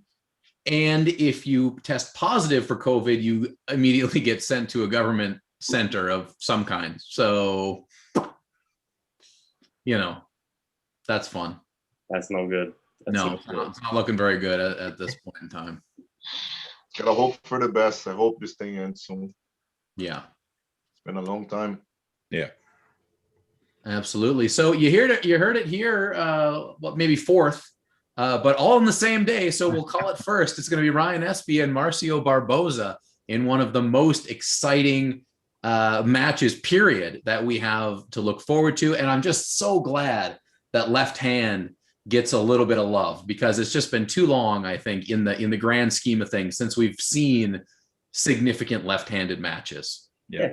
People Don't try worry. to downplay the left. Like, I don't understand why they treat it as a like redheaded stepchild. Like, it's like I don't understand that. I don't understand the. They just treat it as second. It's a bad mentality, in my opinion. It's an arm. Especially when you're good with the left. That's my only arm I can even use. So, I don't know. Yeah. And don't forget, guys, I haven't forgotten about Robbie Topi, because I did tentatively agree to that match too. But that's someone else is putting that together. We'll worry about that when we worry about that too. Nice. So big matches all around. I can't wait. I can't wait. And the potential for this match to get, you know, if we're dreaming big and we dream that this match gets added to a card that also has Ryan Bowen and RBJ plus Michael Todd and Levin or Gennady or whoever that ends up being, man, that is, I can only get so excited. Like, there's not much more we can do, but here's the man coming back on. We got Gary Roberts. Come on with that mute there, buddy. Everybody, great opportunity. Everybody follow Ryan's channel. Everybody follow Marcio's channel. Everybody follow Uncle John's channel. The updates will be coming. And don't forget Jason Merlot's channel. There you go. Whatever I have to offer. Enjoy. Wonderful. Wonderful. Gary Roberts, welcome back to the show. What's up? Also, all you guys got channels. Who's the leader? Who's got the most subs? Marcio, what are you at? Man, I just start putting, I think at 2000 and I don't know, 2000 something. I start putting content like the last couple months. The thing is, I stayed 2 weeks home because it was so cold over here. We couldn't work. And I started, because this channel, I think, was opened by my oldest son like 3 years ago. He put one highlight and it stayed there for 3 years, no touching. And then last year I started putting some stuff, but it was like 5 months without putting anything. Then I started putting content, and I triple in a couple weeks. All right, we got to up. 2,200 or something. My goal is to get everyone's numbers up. Numbers up. I love it. I'm knocking on the door of 2,000. So if everyone in this chat goes and hits subscribe on mine, I'll be there today. Yeah, come on, guys. Yeah. Hook it up. Nice. Get it over the hump. Have you done the thumbs up thing? I have not. Everybody, we have 120 people in here and only 78 thumbs up. What? Raise those thumbs. That is unforgivable. A thumbs up. Come on, 78. That's a travesty. Over under. Gary talks for 3+ minutes in a row. Yes, Lewis, I talk too much. I get it.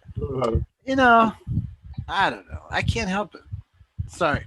Gary, I think there's something with your microphone. Maybe it's all got windy in here all of a sudden. Oh, sorry. Oh, that's a little better.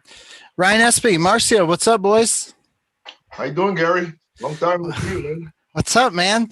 I was inspired. I was going through that Mohegan Sun footage and I saw that pin. Man, there's nothing better. Ryan too. Both of you guys, when you guys get fired up, man, no matter how much trash talk you guys do, be fired up at the table, because that's what I want to watch. That match with Brzezinski, I think I only beat him because I got super pissed off. And yeah, you went down and then you re-gripped and you're like, rah, rah, rah, rah. You were, oh my God. Because it was a pin, but the rep said, "What? No." I'm like, "What? No, rah, rah." And I got crazy. The funny thing is John was like dazed and confused. He was like, your energy was so shocking. He didn't go. Like he was like, I don't know. It was amazing. It was a good match. Anyways, Ryan, you too. There's one match of you. I was at the Canadian Nationals. I think it was Kelowna, maybe, where you just got all fired up. Nope, it was Moose Jaw, Saskatchewan. I remember you Moose talking to me after the match and asked me if I was trying to make a Grippler highlight reel. Because remember when Grippler was making those videos? Yeah. Oh, yeah. Dude, it was good. It was badass. I still remember. I mean, it was intimidating. When you're up there, it can be intimidating. So you guys got to bring that passion. And of course, you know, I like a little trash talks. I'm the wrong guy to ask about that. But that being said, I respect friends, but at the table, turn it up, man. Turn it up. So I have a little story about the David Letterman footage. Okay, so this was my first experience. So I was partners with Dave Devoto, so I was on it. You know, I knew when he was setting that up. I had not yet hit gears into traveling yet. I wanted to be in New York so bad for that, but it was like I think I was in the sport for like a month or something. Anyways, I posted that footage real quick, and I got a call from Marvin Cohen, you know, over the top Marvin Cohen, and he said, "Hey man, I'm trying to sell the sport to sponsors. I'm working deals and I'm using your website to help show the sport. I need you to remove the part in that clip where David Letterman says, 'Give the man a Snickers.'" And I always remember that. He said, "That makes our sport look bad. I need you to cut it out." And I was like, it was funny. Come on. They were in a convenience store. It's like, hey, give the dude a Snickers. I thought it was funny. Anyways, Marvin thought he wanted me to cut out. So that was my first experience with Marvin Cohen. Anyways, Nice. I always remember that. Hey, so hey, I got a quick super chat here from Mazel Jador 699. He says, "I just uploaded Uncle John's 3 matches from his huge super match win tonight on my YouTube. So pop on over there after supporting." That's right, Mazel Jador. Go check out his channel. He's my nutrition coach and doing everything for me. And I had a great match tonight that I was lucky enough to win. So happy to have him pumping my videos. That's awesome. I'll go watch it as soon as we end this show. Hey, thanks for coming on the show, guys, and talking about your match. That's like a big deal because I just saw it. Oh, I think these guys are going to arm wrestle. Boom, they're on ARMTV Live. That's what I'm talking about. That's what we want, man. Anyways, thank you very much. Billy Ortegas. What's up? Is it true that you got a little offended that I think that I can give you a match? No, not at all. I mean, I think you might beat me, Gary. I meant no disrespect, but Of course not. I mean, if you look at the weirdo camera guys, Ryan, you know, where you guys are going after the big fishes, we got the weirdo camera guy. I'm not just the boxing Barry, but I got the weirdo camera guy, man. And, you know, let's just say I don't have as much table experience in the last 10 years as I would like. Yeah. So I'm a bit rusty. And, you know, I don't know if I can give anyone a match, but if I look at the crowd who's arm wrestling, Better. Billy, don't get upset. All I know is you said you were overweight, out of shape, or you put the Big Hero 6, and you're like, and I was like, oh, maybe he's saying he's a little out of shape. So I'm like, maybe that's the match. Maybe that's. I just like to say I'm a little fluffy. That's it. Yeah. Wouldn't say So I'm out of shape. you know, no disrespect, but you said you're one of the newer guys in the sport, so I'm I gonna am. give you what I can, but I don't know if I get you, but you know. I got it. I've only got a year and a half in, so Okay. I mean, you know, Are you and a what? hook? I haven't watched any footage. Are you hooker or top roller? You know, I haven't really figured that out yet. Oh, I will bitch slap you. Yeah. Oh yeah. I mean, this is pretty good, and that's not too bad. So Okay, well, when a guy says I don't know what I do, that I smell blood. I'm chum. I'm the shark. come on. I'll All right, figure it out when I get on the table. Uncle John, what did I miss any good hot topics when I was gone? Well, like the most exciting matchup that's existing right now, Ryan Espy versus Marcio Barboza coming up soon. Once travel restrictions lift, left-handed. Will it be USA or Canada? We don't really know yet. I don't know. Honky Monkey says Gary is a joke. What? Honky Monkey. Everyone hates you so bad, Tell him, Gary. Gary. Tell him. Honky Monkey. You ought to come to Texas. I was gonna say Honky Monkey. Do you arm wrestle? I bet I could bitch slap you too. Yeah, you got it. I'm just going out on a limb that people in chats. So I have learned this. The difference about back in the day when I used to film arm wrestling, all my audience was arm wrestlers. There was, like, when I posted videos on ARMTV, all the comments, 100% of the comments were members who were arm wrestlers. This whole, like, there's now fans or people who would like to arm wrestle and just haven't. That it's weird to experience knowing that somebody's commenting may have never put their elbow on a table. It's true. So It could also be like a guy like Marcio Barboza just putting in the name Hunky Monkey and talking. that is true, but then as the sport grows, the audience that is arm wrestler shrinks. It's kind of cool. It makes you guys the more elite people, but it does open up a little window where a guy like me, who's never going to win a match at the Nationals, will destroy all you tough talking honky monkeys, because I know you've never arm wrestled. I at least have arm wrestled.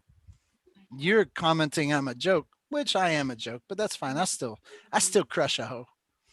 Anyways, Ms. Jador, Marcio, grateful to have you on. Hope we see you more. Thank you very much for your super chat, sir. Marcio. Hey. So somebody posted under that match where you were beating Jean, they said, too bad Marcio isn't as strong as he used to be. I was like, what do you mean? What are you trying to say? What if that day Marcio is at his peak, where are you today? How close are you to being that badass guy I once knew? This was what, 2007, right? If I'm not. Yeah. Of course, you can never get youth on your side. We're all gonna get older. I mean, today I'm more experienced guy. I have more experience. I think I will do even better. I think strength-wise, I don't see any difference. The thing is the motivation, the fire that you have. You know, you gotta keep, tracking that fire. I think it is the most important thing. So you can put everything you can, in a table. You can show the best of you. I think the commenters also show their stupidity. Like, they're not even some random dude saying, too bad Marcio isn't as strong as he once was. Like, how do you know, bro? What are you talking about? Okay, I want to throw something out there. I was told, I won't say this promoter's name, but a promoter told me that the young arm wrestlers coming in today are pussified. What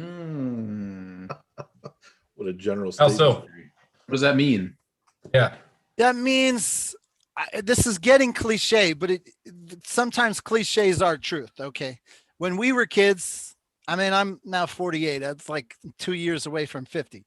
But, you know, we played in days we grew up as kids where you played outside.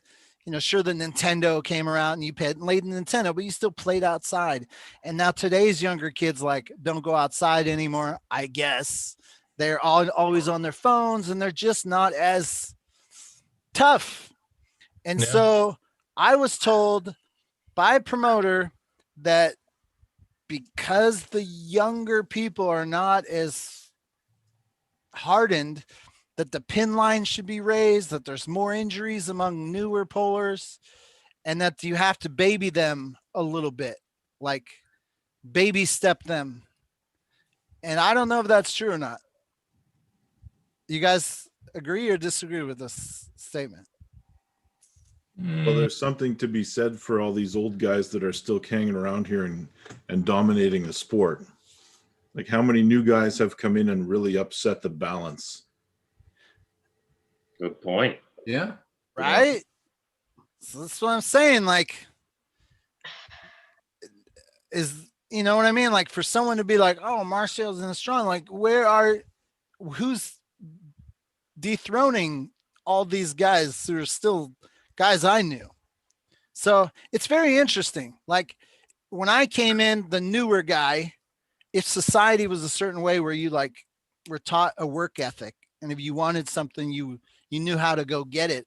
Like, are we literally 20 years later, less people know how to work hard to achieve a goal? You know, I don't know. Like, is it true? Less people know how to, you know, freaking pick themselves up by the bootstraps and train hard and accomplish something? Well, do you think there's anything to the idea that now with the invention of social media, you know, which has really picked up over the last 5 years, that losing is a much more public thing? Mhm. And not only are you going to feel that sting at the tournament, but you're going to feel it over and over again online, and everybody's going to see that. And is that something that holds potential guys back who could really go up? I don't know if it's true or not, but it certainly must play at some level. Eric Sen says Gen X strength. Which is Gen X? Is that us, the old people? What's the next one? Gen Y? Does it go Gen X, Y, and then millennial? Is that how it works? Yeah, I I'm don't gonna make me know. Google this. Yeah, I think it's something else. Well, so I'm now focused on content. Like, I want to have an audience. I'm more interested. Okay, I got someone else messaging me going, hey, man, we need more arm wrestlers. I'm like, oh, they said you need to put out more training content so we can grow the number of arm wrestlers we have. And I'm like, oh, so many people are putting out training content.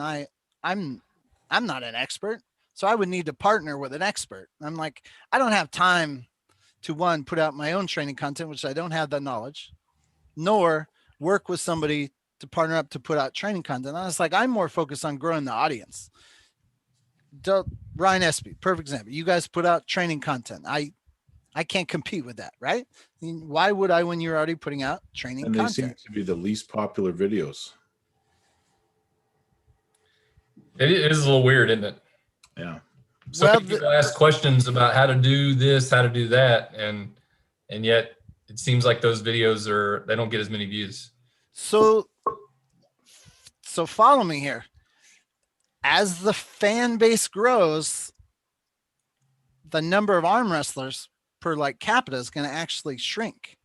So those training videos may not necessarily be what's watched because the fan base is so much larger. You know what I mean? So it's like, I think, let's say we capture the right sauce that is the perfect like television formula or whatever.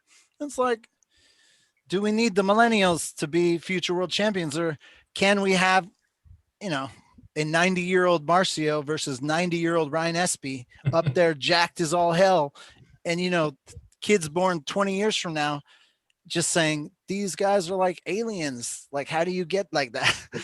You know, like they may never arm wrestle in their lives, but they're watching you freaks like just, you know, like maybe you dominate the sport for decades to come because it's too hard for young people. That's My kind point. The point is, I feel like you guys in your careers, you could just be getting started in this reemergence in the future. Like, oh, Cobra Rhodes. I was talking to Cobra Rhodes. That's why. Oh, that's why this conversation was fresh on my brain. Because I go arm wrestle, go to some practices and beat up on these young people. You'll get tons of views. Like, you know what I mean? Cobra Rhodes he's already built to be an arm wrestler. How long would it take him to just go out before he actually met somebody who could whack him at like a local practice? Would it be tomorrow, or would he instantly dominate the new people? I guess it just depends on where he goes. Well, I hope he does it because I want to see. My goal is that all the guys I covered through those 10 years are back and badder than ever. Y'all get fired up. Well, I mean, I guess here's one thing that's probably hopefully in the future with COVID restrictions, maybe hopefully calming down. Isn't Jeff Franks planning a TV series about traveling around and prospecting new and upcoming pullers? That's what he said. I don't know he showed his fans like cool ass equipment that looks awesome. Yeah. So, I mean, I guess in a way, if we wait long enough, if he gets around to doing that, then I guess we can kind of see whether or not, that younger generation is making its way up. Ryan, when you're arm wrestling newer people at a practice, do you notice? Can you tell who's got staying power?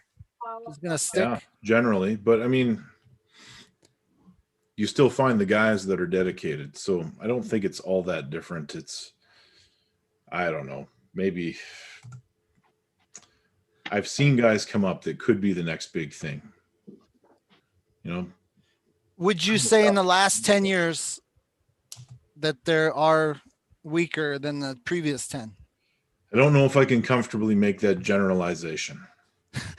I mean, because you want to be politically correct, or? No, I would say it if I believed it, but until you said it tonight, I hadn't really thought about it.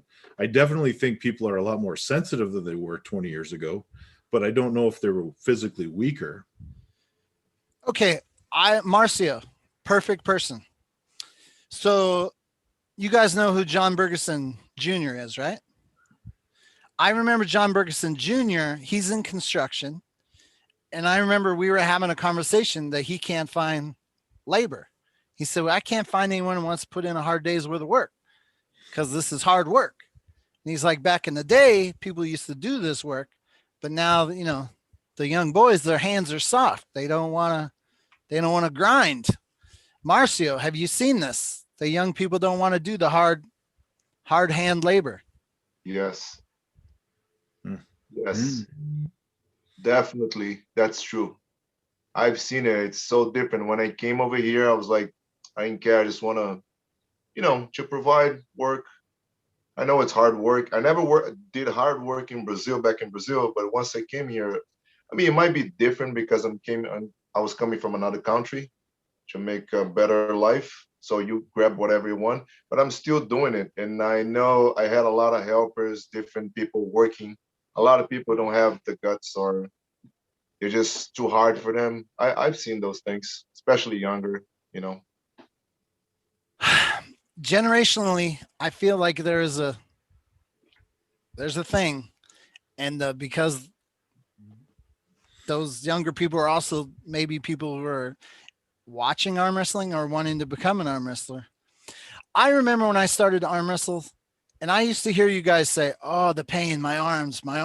And at first I didn't know what you were talking about. And then I just started to arm wrestle all the time. And I remember going through that transitional pain. And I remember thinking, oh, this is why people quit. This hurts like that. That can hurt. Also, it might not just only be that, Gary, but also in today's world, everything is like quick, so short term, just quick, right at the, right at your fingertips. So people in today's world, younger generation coming up, really probably used to that and don't want to put in 10 years worth of work in order to achieve some type of level that they want to go after. They might not want that. They want it in a shorter period of time. And because they're so used to things coming in a shorter period of time, they might give up on them. Interesting. I When agree I with was that. in boot camp, I was told, "Oh, we've had to dumb it down for your generation because you're not as hard as the Vietnam generation." And now when I check back, they're saying, "Well, you thought they dumbed it down for you." Like when I went through boot camp, they couldn't swear.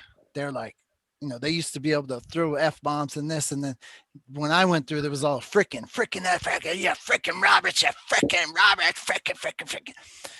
And now what I'm seeing is they're saying it's even more like everyone has to be babied. And I'm like, not the Marine Corps is supposed to be tough. Don't baby them. But anyways, to your point, Mr. Merlot, I think the similar thing for content creators, like it's a lot of work to do this stuff. Like everyone is jumping in. Like if it doesn't happen overnight, you gotta keep at it. You gotta keep at it. Hey, are you guys cool? I don't know if he's coming in, but I told Barry Bourne he could sneak on. He's trying to get out of this fight. When Barry comes on, I'm gonna check on out of here. But I did want to bring up Louis K had a good point in the chat. He said, in terms of arm wrestling, are we not seeing younger and younger champions from Europe and other parts of the world? Is the weak new generation contained within North America? Is maybe a good question. I don't know. I mean, look at Sam Harris. Yeah. But I know that's North America, but I'm just saying, I mean, there's just one example of a new, younger person in the sport, Storm Cholino. Mm-hmm. Yeah, so there's definitely guys out there. And I think they're like in Atlantic Canada, there are certainly young guys who are climbing and are hungry. The other question is, are we in a situation right now where social media doesn't necessarily want to see the new guy? We want to see the guys that we know are already awesome. So does that make it harder for new guys to break in? I don't know the answer to that, but it's something to look at. It's weird. It's weird. So, and trying to build our Texas Arm Wrestling League channel, like the little bit of content I have on there, our after pool videos have more views than the individual matches do. It's just a different dynamic on what people want to watch. You'd think they'd want to watch a particular match or something like that, but they want to watch guys after pool, and stuff like that. It's hard for me to say anything bad about the new generation because I've got so many killers that come out and train with me. And some of them, like we find the toughest guys there is. Like Bryce McMillan is a guy that's come up through my club and could be a Canadian, maybe even further than that champion someday. But I mean, you want to talk about a kid that's tough and not afraid of manual labor. And I call him a kid, but he's far from it. But he's a young guy. Go look at his Facebook page and see what happened to him in the last week. He went outside in his backyard and there was a wild coyote going after one of his animals. He attacked it and fought the damn thing without hesitation. And now he's all beat up because he got chewed on by a wild animal. But we got guys like that we you just have to try harder to find them. That's all. Wait, maybe Canadians different. You guys have to be a little more rugged up there in Canada, right? So maybe Canadians are a little more tougher. Sure. I mean, Sure. Is it like, I mean, are you guys a little, little, some, like, I don't know. I don't know Canada that well, but It's you cold. guys have some more rugged terrain. You got to be a little bit more. We get whiny in the heat, but we like the cold just fine. Being an immigrant in Canada, I can speak to this, and Canada varies wildly. I think because I've been to Ontario, I've been to the East Coast. I live on the East Coast, and I think that there's huge amounts of variation in toughness and level of ability across all of Canada. But when you're in the US, we tend to think of the Canada as Canada as just one thing when it's not one thing at all. Yeah, you guys are way big, too big. Yeah. Massive. Like, how long would it take to drive from the southern border of Canada to like the northern border? Well, you can't because the roads don't go that far. Really? You have to literally fly from the southern border to the northern border because you get into the tundra in the Arctic and there's no roads. See, some tough people up there. There's got to be some tough people up there. All right. Gary, are you letting Barry Bourne in here? Here's the deal. I don't know. Here's what I want to say to you. I don't know. You said earlier that you cannot get better in a short period of time boxing. I disagree with you completely. And what I want to see out of you is I want you to go back and I want you to watch the Vitor Belfort Vanderlei Silva fight in the UFC. That's what I want to see. Straightforward and straight punches. How do you spell that? Vitor? Yeah. Vitor what? Belfort? Yeah. And who? Vanderlei Silva. Spelled with a W. Wendeley. Yeah. Vanderlei. Okay. That match was over in no time. That'd be something to see Gary fly across the ring like that. Oh, Vitor Belfort. Okay. What year was that? Do I just Google that and it'll come up? Probably a highlight of it. Okay. I'll look it up. It's going to be a short video. Here's the thing. I just was expecting so much more as a spectator. And I was like, yes. Is it like Monday morning quarterbacking where I was like, the quarterback was terrible. I could have thrown a better. Yes, this is that scenario. Fine. Travis is right. I'm just like, maybe I'm 100% wrong, but I feel like I want to test it. I want to know. No disrespect to Barry. I just want to see before I turn 50. I want to see if I still got a little pep in my step. Bam, bam, bam. But we could be friends after that, Barry. No, this isn't about like trying to make you look bad. Or I don't care what I look like. That's the thing. I win whether I win or not. It's because I know I got big balls and none of you bitches believe it. And so by the time I'm done, no matter what happens, all of you will say he does have big balls. So are you trying to prove something to yourself or are you trying to prove something to us? Well, I'm trying to let you guys know, don't judge my balls. They are big. Never question the size of them because they are big. I'm just saying. That's the whole point. Win or lose, I will go out on fire. Okay. Maybe literally. Yeah. It would surprise me. Yeah. Anyways, it's a flash in the pan, but when it's over, I'm not going to do this again. Like I will learn my lesson. I'm not going to go try to just start ARMTV/ARMBOX. Oh, X-Arm. Uncle John, did X-Arm ruin the sport of arm wrestling? That was far crazier than anything I'm doing. Well, I don't know. Ryan and I were talking about that the other day. We thought that would be an interesting twist to put on the whole thing. Well, the thing is when you watch the X-Arm, they didn't even follow their own rules. That was the biggest disappointment of it. Like they forgot about the arm wrestling and they were just beating each other together while tied. And it was like, what about the arm wrestling? Were they ever supposed to arm wrestle? Yes, they were supposed to arm wrestle. Oh, is that Vern? Vern in the chat? Is that Vern Martel? I only know one Vern. Let's see what happens. I got a Vern joining. So the whole thing was like you could either punch or you could pin. And they forgot about arm wrestling that kept punching. I don't care how much you would have hit me. I would have just pinned your ass. Bam. Then you would have lost. Boom. But anyways, people are saying me boxing Barry Bourne is wrecking the sport, blah, blah, blah. But the X-Arm was crazy, but it got views, right? Things get some serious views. Is Ryan Espy, are you WAL athlete? Yes. I know you're probably contracted to say, yes, WAL is alive. Can you explain to me why they are not updating their website? if they're alive? I can speculate. I think that probably the people that are in charge of their website and their social media are most likely laid off at the moment, but that's just me speculating. I don't know why they haven't updated anything, because they don't have anything to update. It's as simple as that. I They mean, can't pick a date to go with it. Maybe now that the United States is starting to open up again a little bit, but they haven't told us anything that would indicate that they are finished. and why would they? Why would they? If they're truly done, why would they hold on? Because they're scared of flack. But why? Potentially. What are the consequences to them saying they're done if they're in fact done?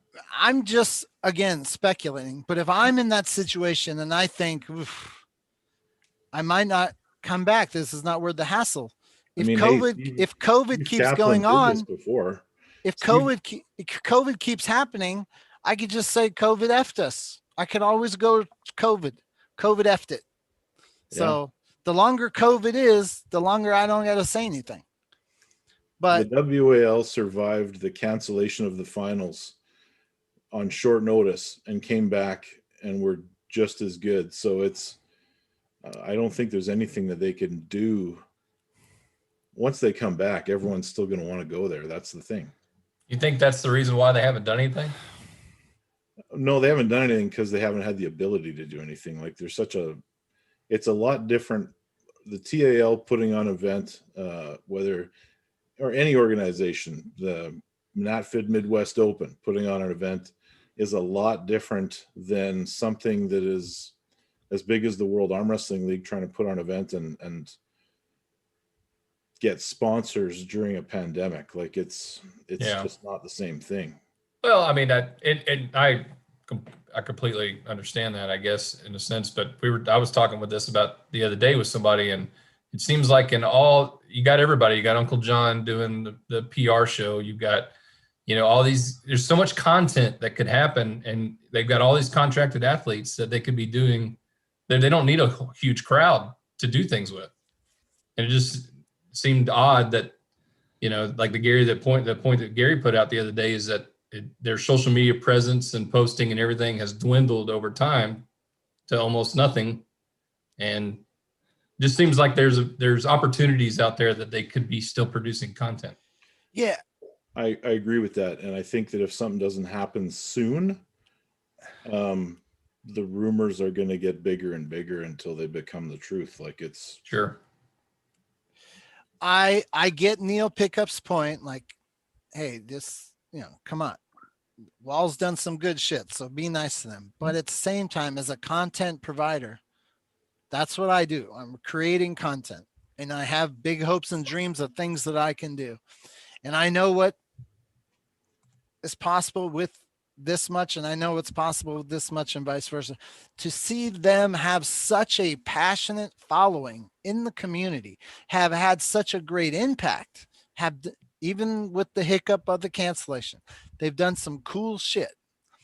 And to just be voiceless during this interesting transitional period of time for arm wrestling is kind of like, it's just like, oh, if I was in that position, what you could do with even being shut down with the limited, even with all the COVID, look at Ryan Blue Bowen, the man, Australia, he's shut down on an island on the entire side of the world, but yet still producing content. You know what I mean? He's still talking, still giving his thoughts. He's still engaging. He's still being relevant. And it's like, if you're WAL, why aren't you keeping the ship afloat? I understand you're so powerful. You could be quiet for 8 straight months and come back and just dominate. I get that, but why? Why would you do that when you could have impact in this? You could be breeding that. We're talking about the younger arm wrestlers. What about the younger arm wrestlers that go to practice? Look at Paul Italia. Politalia so far, he's got his WAL shirt. He's pumped, man. He's got dreams. What about all those guys who got WAL gear and they dream about big things? And when WAL comes back, you could be feeding that audience something, yet they can buy a WAL shirt. That's all they got. Your YouTube channel, nada. It's just disappointing to me to not grab the bull by its horns and take advantage of this period of time. Anyways, I see sorry. your point. I see your point. Hey, listen, guys, I got to take my leave, but I'll be popping in and out for the rest of the show. Thanks for having me. Thanks for coming on, Ryan. Ryan. 'Cause I got to get up at 5 o'clock in the morning. That's what time I train, and I'm developing my new secret moves for Marcio starting tomorrow morning. Whoa. No. You're not allowed to go yet. You're not allowed to go. All right. Because Barry Bourne, I told him 9:30. He didn't come, so we'll say goodnight all together. But I want to hear, Uncle John, your picks of a Ryan Espy, Marcio Barbosa, Oh my left-handed. God. It's so impossible to No, predict it right now. predicted. Ryan, when was the last time you had a left-handed significant super match? Oh, super match, man. It's been a while. I mean, of significance, it's been even longer. So I have had super matches with the left, but I don't consider them to be extremely high level competition.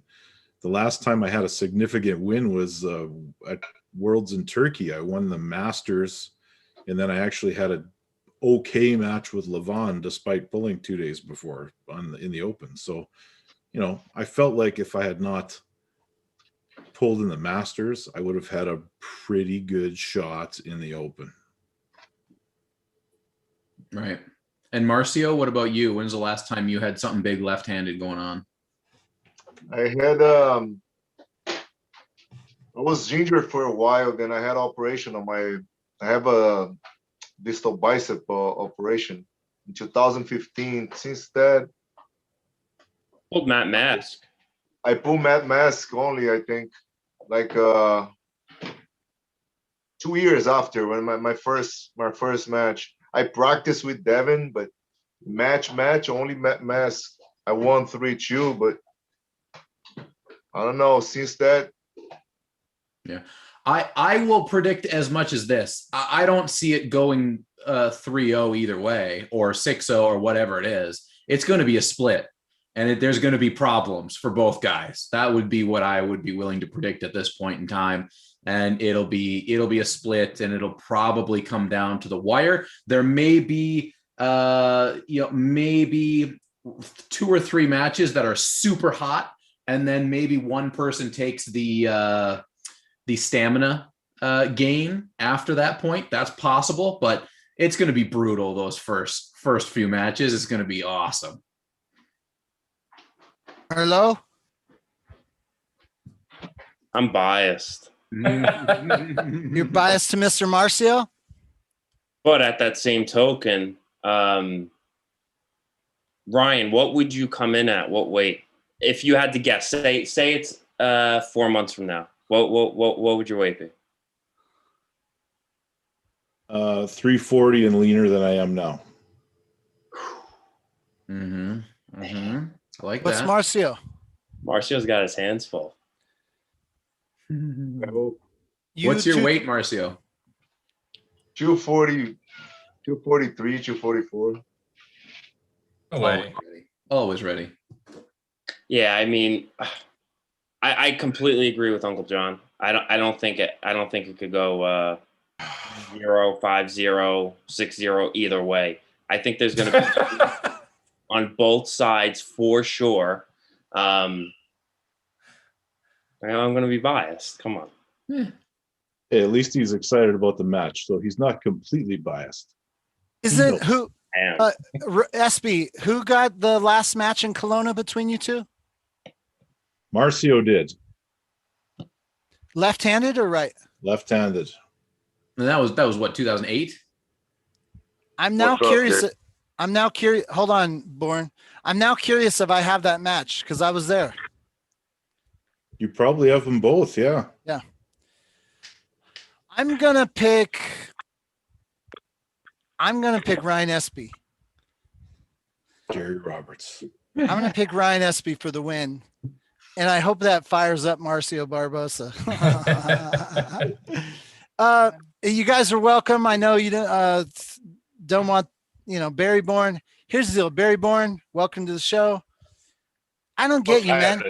Hey, how come you text me, I respect you one day, and then the next day, F and Roberts don't F with me, saying demean things, F this, F that. What?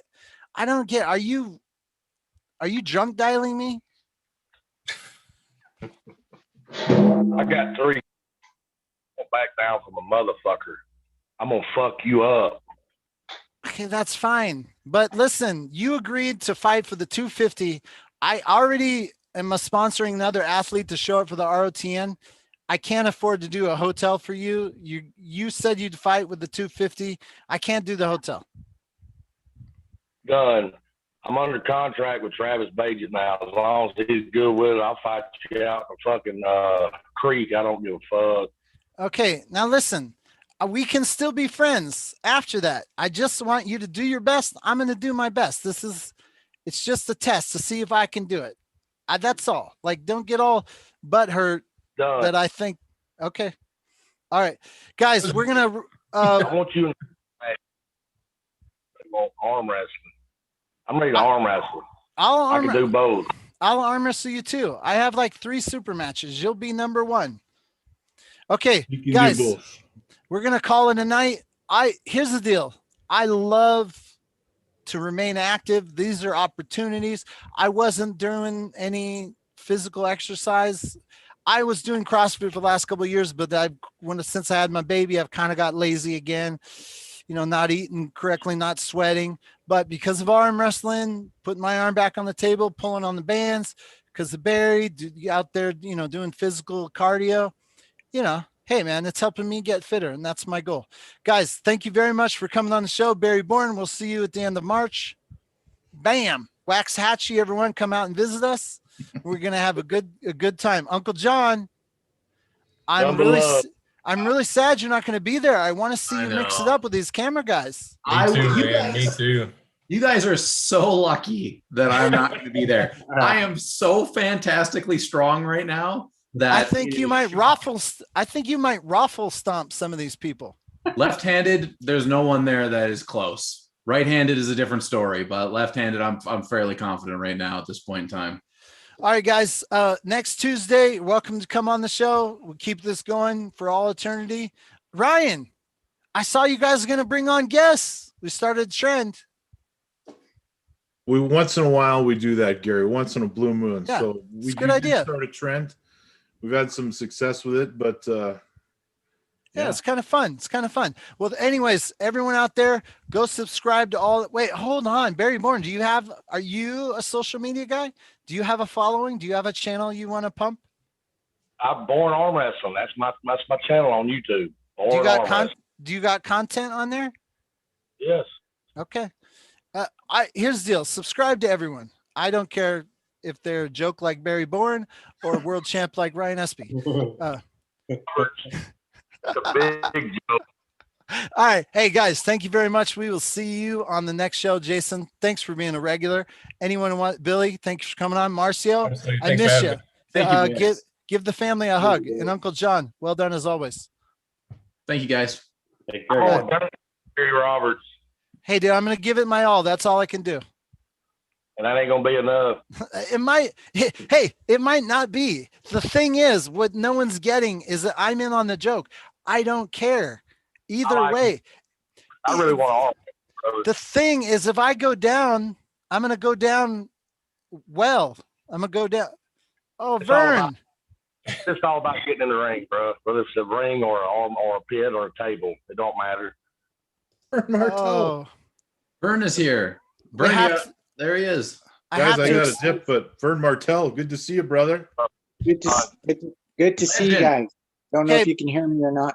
Barry, I gotta speak to my man Vern, so I'm gonna put you in the waiting room because I know you can. I know what you do. Where'd you go, Vern? No, he's Can you hear me? Yep. We were gonna end the show, but my man Vern Martell has just snuck on. Nice to see you, buddy. Good to see everybody. Really good to see everybody and hear about everything that's going on. I totally miss the sport. You know that. The one-armed bandit. Canadian legend. Yeah. I mean, I feel like you were at my second tournament is when I met you, and like right away had an impression. This guy's awesome. And here you Yeah. are. So you have not been arm wrestling? I haven't been. I just been still doing the fight, and with obviously cancer, it's taken quite a toll on me. And every time I try and build my body back up, it seems to just stuff happens. So When did you get cancer originally? It's been a while, hasn't it? 5 years. You've been dealing with this for 5 years, my friend. I'm very sorry to hear that's guys out there in the audience. We have 99 people still watching. The man that you see right here, Vern Martel, he's just an awesome dude. And like Uncle John said, legend, man. Oh, well, thanks, guys. I totally remember the very first time meeting you, Gary. Yeah, I still remember the interview. I mean, some people you forget, but like some people you remember. It's like I always remembered Vern. It was cool to see, like, you know, you traveled, you came down in the States, you did that a lot. Hide from anybody. I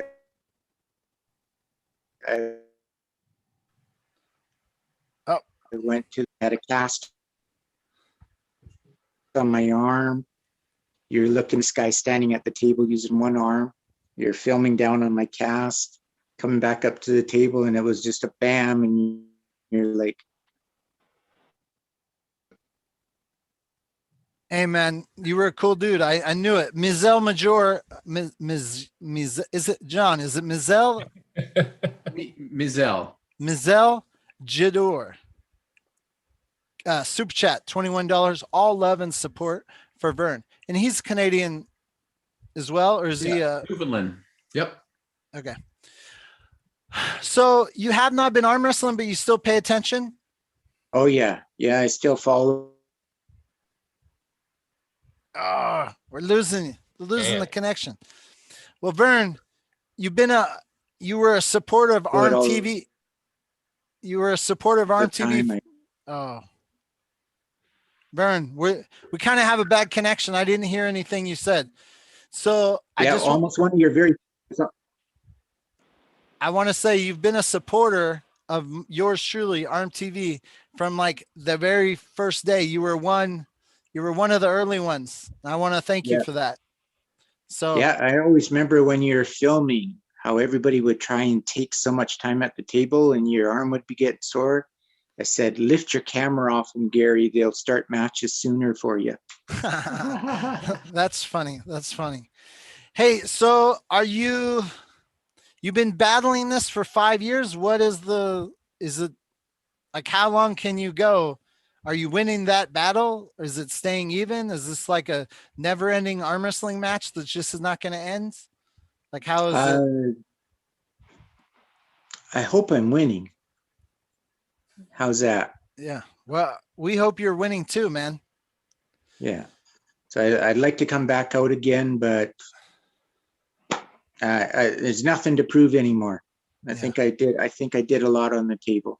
Yeah, no, for sure. Well, we thank you very much for sneaking in the show tonight. Hey guys, I'm going to say goodnight to everyone. I appreciate you. Vern, next time we do this every Tuesday night, come in a little sooner. Sounds good. Marcio, I want to see a fired up Marcio Barbosa. There's nothing better to watch than a fired up Marcio Barbosa. It's exciting arm wrestling. Thanks, Gary. It really is. And Billy. Nice to see you again. Nice talking to you. Yeah. It's a pleasure. It's been a long time. Yeah. Say hi to the family. And I'm going to continue sharing. You know, I have a lot of video of you. We're going to continue sharing all of that. Hey, Vern, before I forgot, Vern, it's nice to see you too, Vern. Good to see you there, buddy. Yeah. Still watch you all the time. Thank you very much. You're a beast. You're a legend. All right. Thank you. Billy, I'm coming for you. Waxahachie. Better be training. Better be training. All right, guys. Thanks, Uncle I'm not John. gonna Stop. Thanks, That way I guys. can just rest up for you All right. Hey, guys. Good night. We'll see you later. later. Take it easy, everybody. Take care, everybody.